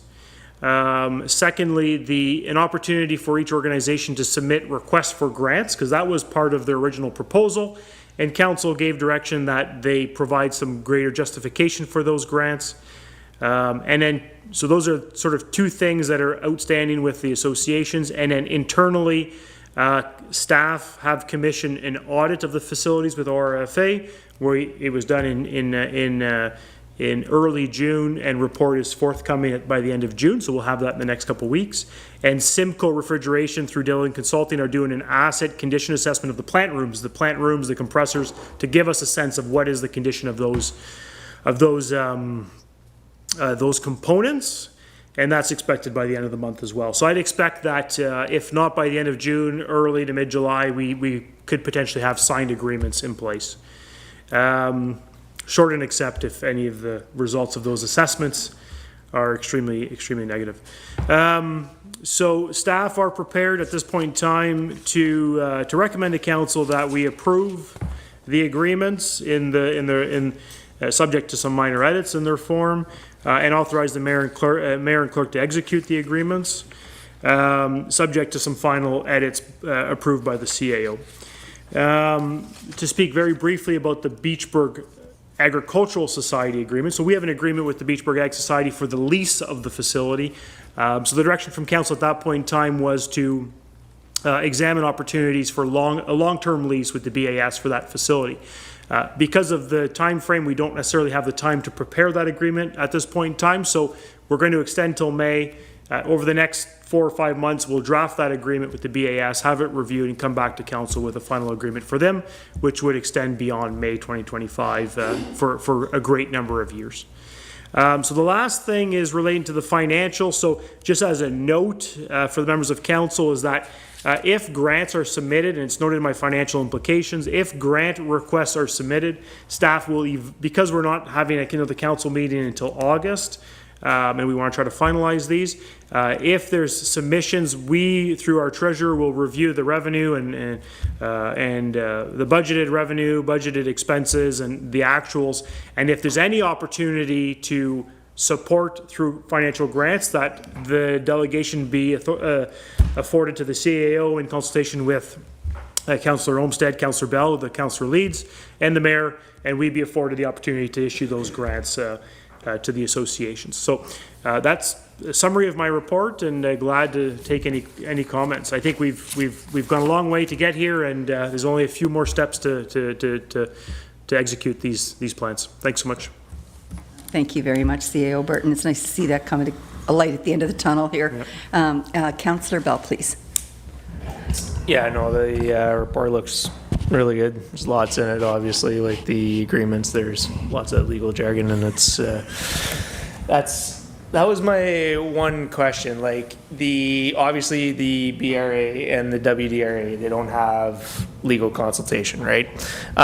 Is there to get through those agreements, it's just been basically handed to them. It's up to them to go through it point by point and make sure that the agreement that they're signing, they're happy with. Yeah, so the terms of the agreement are generally they are in accordance with the terms established by council and given to myself. So, I mean, short and accept some minor edits, I think there should be some leniency, but I think that the agreements are prepared to ensure, some protection for all parties, really. So I mean, I would caution changing them significantly, but yeah, the BRA and WDRA are welcome to secure their legal advice if they wish to review it. It's a 1-year agreement is the strategy here, so I mean, again, we could edit in a year, and if they want to pursue this in a subsequent year, we'll just, duplicate the agreement. So yeah, I think we're satisfied with the contents of the agreement, and the proposed changes from the BRA are pretty minor in nature, so should be no issue in accommodating that. Thanks. And with those reports coming from the facility condition as well as the plant room, those are coming back in a couple weeks. Obviously, we're not meeting, so if there is any major infrastructure issues that come up in those reports, what is the delegation is now to you to make those decisions, or what is kind of the process there if something major does come up and has to be decided upon?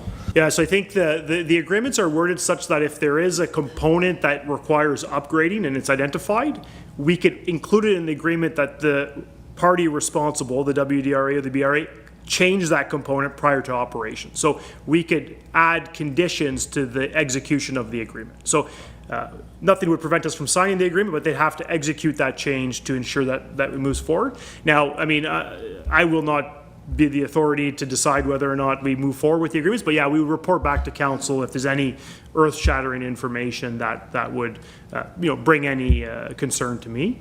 We are anticipating a special meeting in July for another matter, so we might suggest that we would add it to that one. So July 10th is anticipated, preliminary or a tentative date, but we could bring that agenda item then. Thanks. Thank you. And our seconder, Councillor Trim.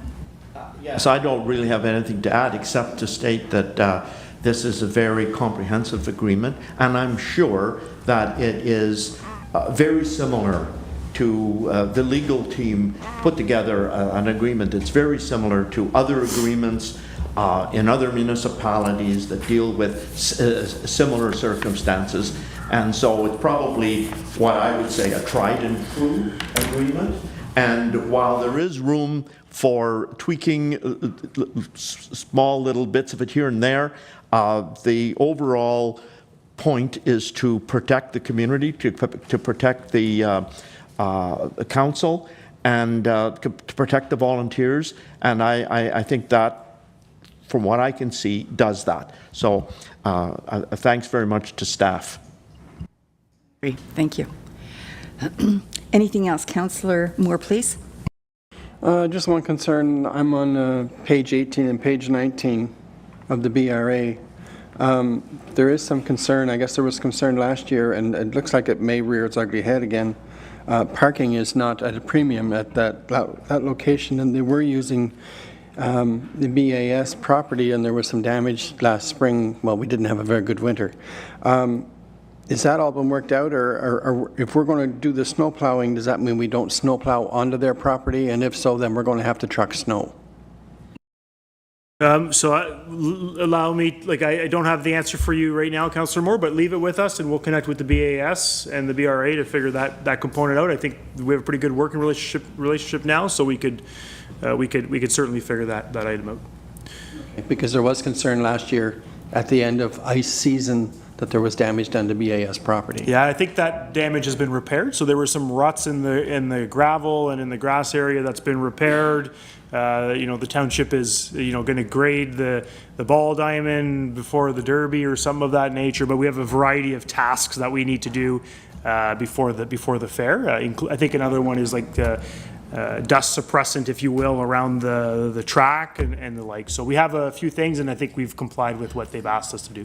Just at that section, if we're not allowed to use it, you're going to run into a lot of traffic problems because there's probably 75 cars there. And if you take that away, BAS takes that away, where are you going to put all these cars? Well, our agreement is not changing with the BAS, so I don't expect, and I haven't heard of any restrictions around parking, so I don't anticipate that issue. Okay, thank you. Thanks. Thank you. Anyone else? Seeing none, I will call for the vote. All those in favor? And that is carried. Thank you very much. Next in the item is 9.1, Municipal Funding Agreement, CCBF, AMO. I have a recommendation the Council of the Township of Whitewater Region authorize, through bylaw, to enter into a municipal funding agreement on the Canada Community Building Fund with the Association of Municipalities of Ontario. A mover and a seconder, please. Councillor Olmsted and then Councillor Trim. And I will turn this back to Treasurer McGonigal, please. Thank you. So this is an agreement that's come through from AMO, the Association of Municipalities Ontario. So they administer the Canada Community Building Fund on behalf of the Ministry of Infrastructure. What we use CCBF funding for is capital projects. You'll remember from the 2024 budget, we talked about the capital budgets and things that are being able to be financed by these funds. These funds are critical in keeping tax rates down and subsidizing all the capital works that go on. Traditionally, these funds have been used for road projects and recreation projects. One such recreation project being done is the dehumidifier, which was actually just brought in this council meeting. The funding itself is through an agreement. That agreement lasts for 10 years. So AMO negotiates with the ministry on our behalf, and then we enter into the agreement with the ministry. Last time we entered into this agreement was back in 2014. That's whenever the federal gas tax at that point changed its name shortly after to the Canada Community Building Fund, or CCBF. So that agreement has since ended, and now this new agreement is for the next 10 years for allocations. Just a point of note, they've noted what our allocations are for the next few years. So as everybody knows, 2024 we were looking at $227,000.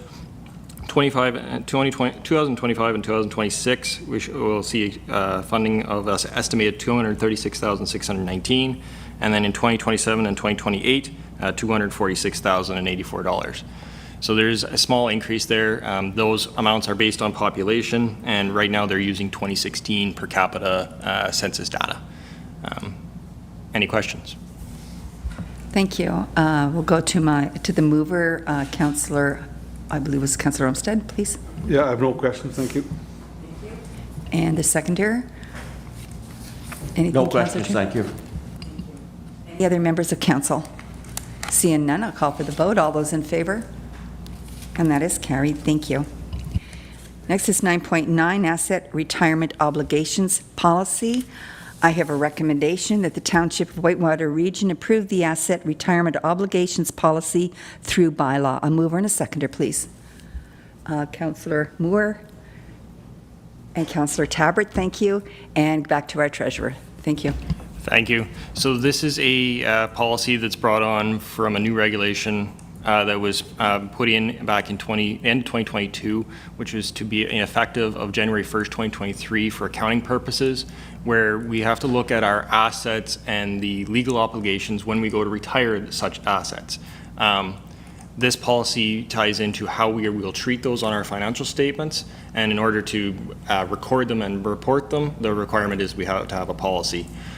So we already have included in the 2024 budget an assessment of the buildings within our township for the items that are listed, such as asbestos, lead, those type of hazardous chemicals that are required and have an extra cost to be incurred when we retire them. So the overall idea is that we would assess the properties or have them assessed. A value would be assigned to that, and it would be depreciated similar to the actual asset over the length of life of the asset. So in essence, it increases our asset category to account for these liabilities that we will incur in the future. It's a requirement through the Public Sector Accounting Board to make municipalities more liable for the infrastructure that we were sometimes grandfathered or gifted, or that were constructed a number of years ago that now have new costs due to the fact of what the materials they were constructed through, i.e. asbestos. So what's going forward now is when we will record that, it'll be noted into our financial statements and FIR, and it completes this legislative requirement. Any questions? Thank you. I'll go to the mover, Councillor Moore. Anything to add? It's quite a document. There's a lot of, I don't know, misconceptions in there. It's hard to sometimes understand what they're trying to say. Of course, it's government. Does this mean now that if we do find some of these things that you recently discussed, does that mean we shall close down these buildings, or is it just the status quo at this point? No, With this document? Sorry, so no, so there's, all of this is required to do is we're supposed to start recognizing the fact that these expenses will come down in the future, and plan for them.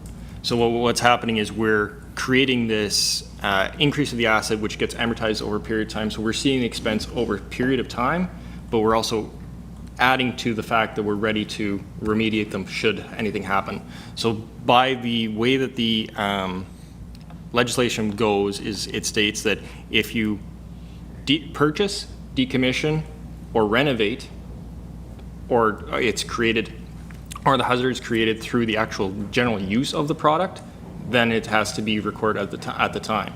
So at this point in time, there's very few assets we will actually have to record because we're not doing any construction to our assets.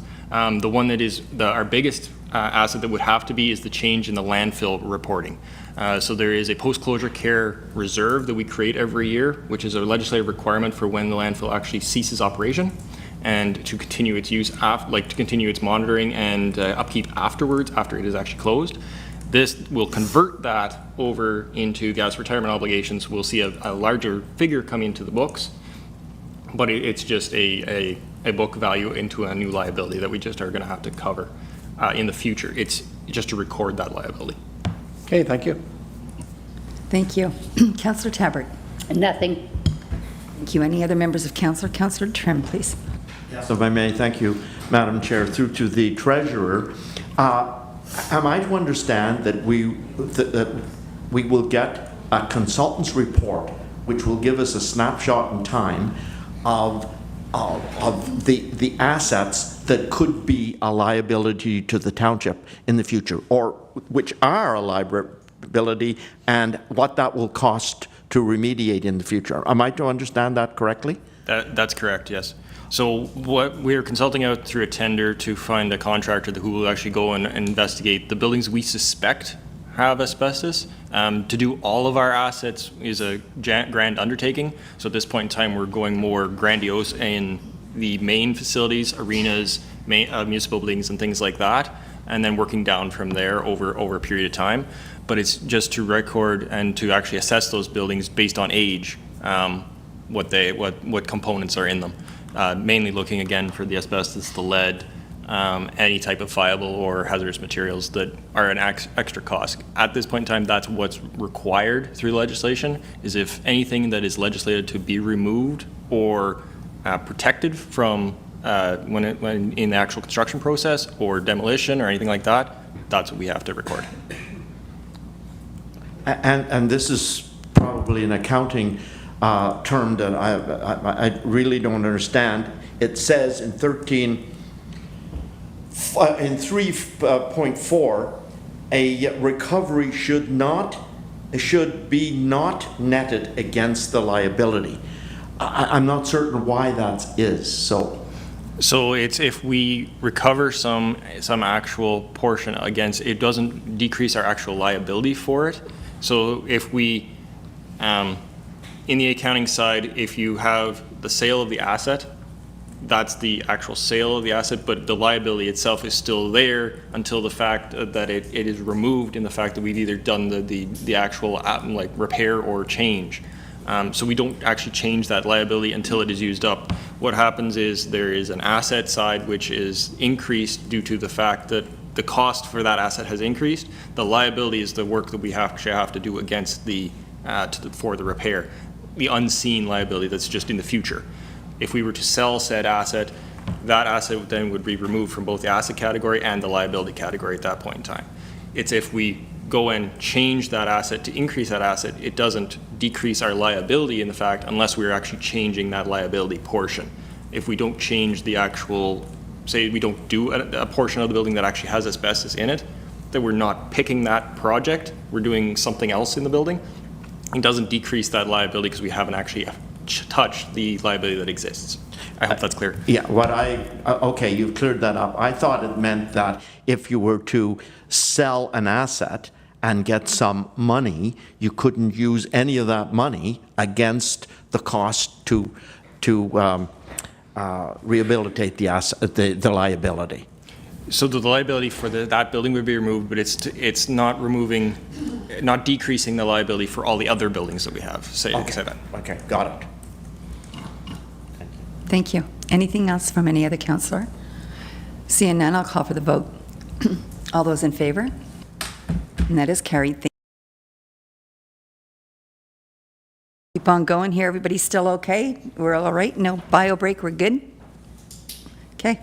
Next is item number 10, the notice of motion. Do we have any notice of motion at this time? I see none.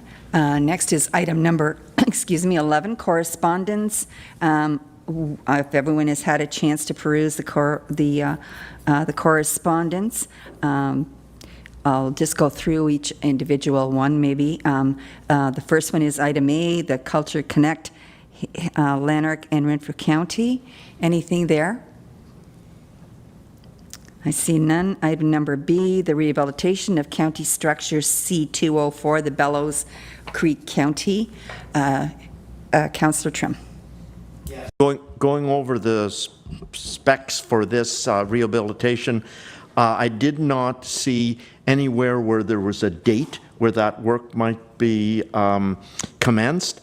And I can see that they're going to reduce traffic to one lane. And I'm just wondering, it doesn't say anywhere whether or not there are going to be temporary traffic lights. So I don't know if the manager of Public Works can help us out there. Thank you. Manager Cleroux? Yes, so the county structure will be, it's proposed to be commenced in July with completion at the end of October, sorry. There with one lane closure, with other flag personnel or portable traffic lights. Good. Anyone else? Seeing none, then I'll call. Oh, there's nothing to vote on this, sorry. Next is the Renfrew County real estate stats. Anything there? Okay, perfect. Okay, next we have is announcements. So I will start off over here with Councillor Tabbert, please. Thank you. Councillor Moore? Yeah, just that meetings are winding down. The Beachburg Fair is coming up July 4th to the 7th, of which we will be taking part in the food booth on a Saturday night. Couldn't think of a better way to spend a night. Other than that, that's all I have. Thanks. Thank you. Councillor Trim? Yes. Inadvertently, the Current didn't have the announcement for the WDRA July 1st celebrations, and there's going to be a parade, and also the half and quarter chicken dinner, barbecue dinner. There's going to be horseshoes, all kinds of other events for all members of the family, and so check the WDRA website for all the information and the cost for the meals and the times. But yes, that was that certainly is happening again, and we want everyone from all over to come and oh yes, fireworks. That's also going to be part of it. So hopefully people can attend. They do have a wonderful fireworks display for a small community. And so everybody should come out and enjoy that. The other thing, if I may, is Councillor Moore and myself and manager of community development, community services, Stephanie, attended the annual general meeting of the ECHO group, seniors group in Eganville, and also their senior active living center. They had an AGM. We were there on behalf of Mayor Nicholson, who couldn't attend, and we made sure that the group there understood how much we appreciated their support and their guidance and throughout these years in helping us get grants. That's one big thing, and also really helping us achieve our senior active living center. So just so the rest of council knows that we were there representing all of you for that meeting. Thank you, Ms. Madam. Thank you. And thank you for that information. Councillor Olmsted. I have none, thank you. And Councillor Bell. And nothing from me. Councillor Tabbert. Yes, I was awaiting an email for information, and I did get it. The Muskrat Watershed Council is celebrating its 10th anniversary on August 17th, possibly at the Cobden Legion. So if anybody, if you want to watch for some information on that forthcoming, it'll be great. Thank you. And Sorry, this is me. Mark, do you want to mention the Foresters Falls parade? Yes, I could do that. Yeah. So Foresters Falls is having a parade and activities at the Ball Diamond as well.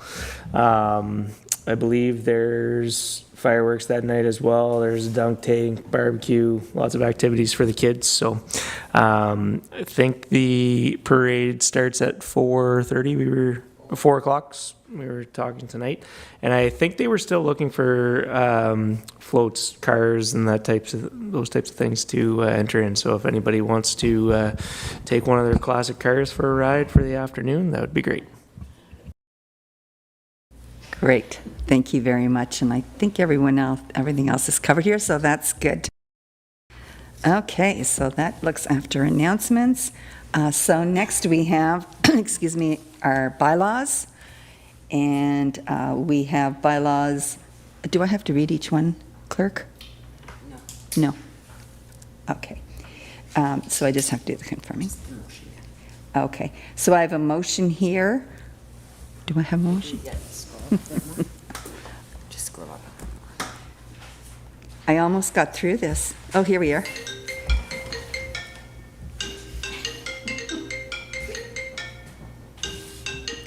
I'm sorry. That should not be.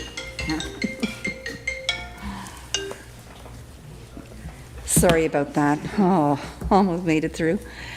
Okay, so we have the confirmatory bylaw. I have a recommendation. Be it resolved that the bylaws be listed on the June 5th, 2024 agenda, be taken and read and passed. Yeah, sorry.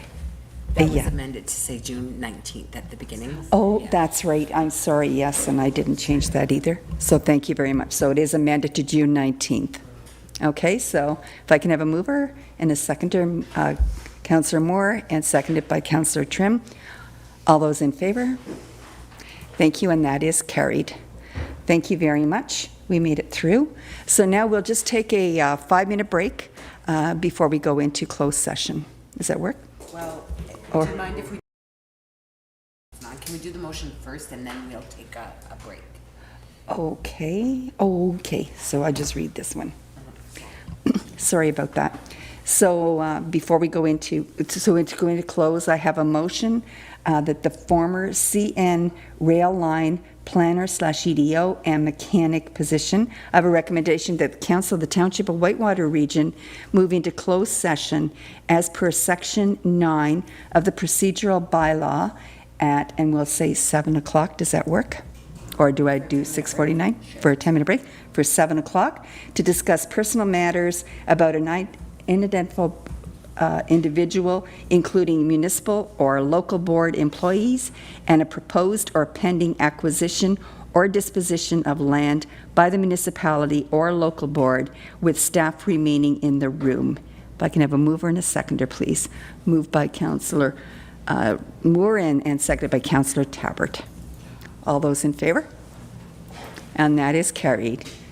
Thank you very much. And we are going to closed, and we will return in 10 minutes. Thank you.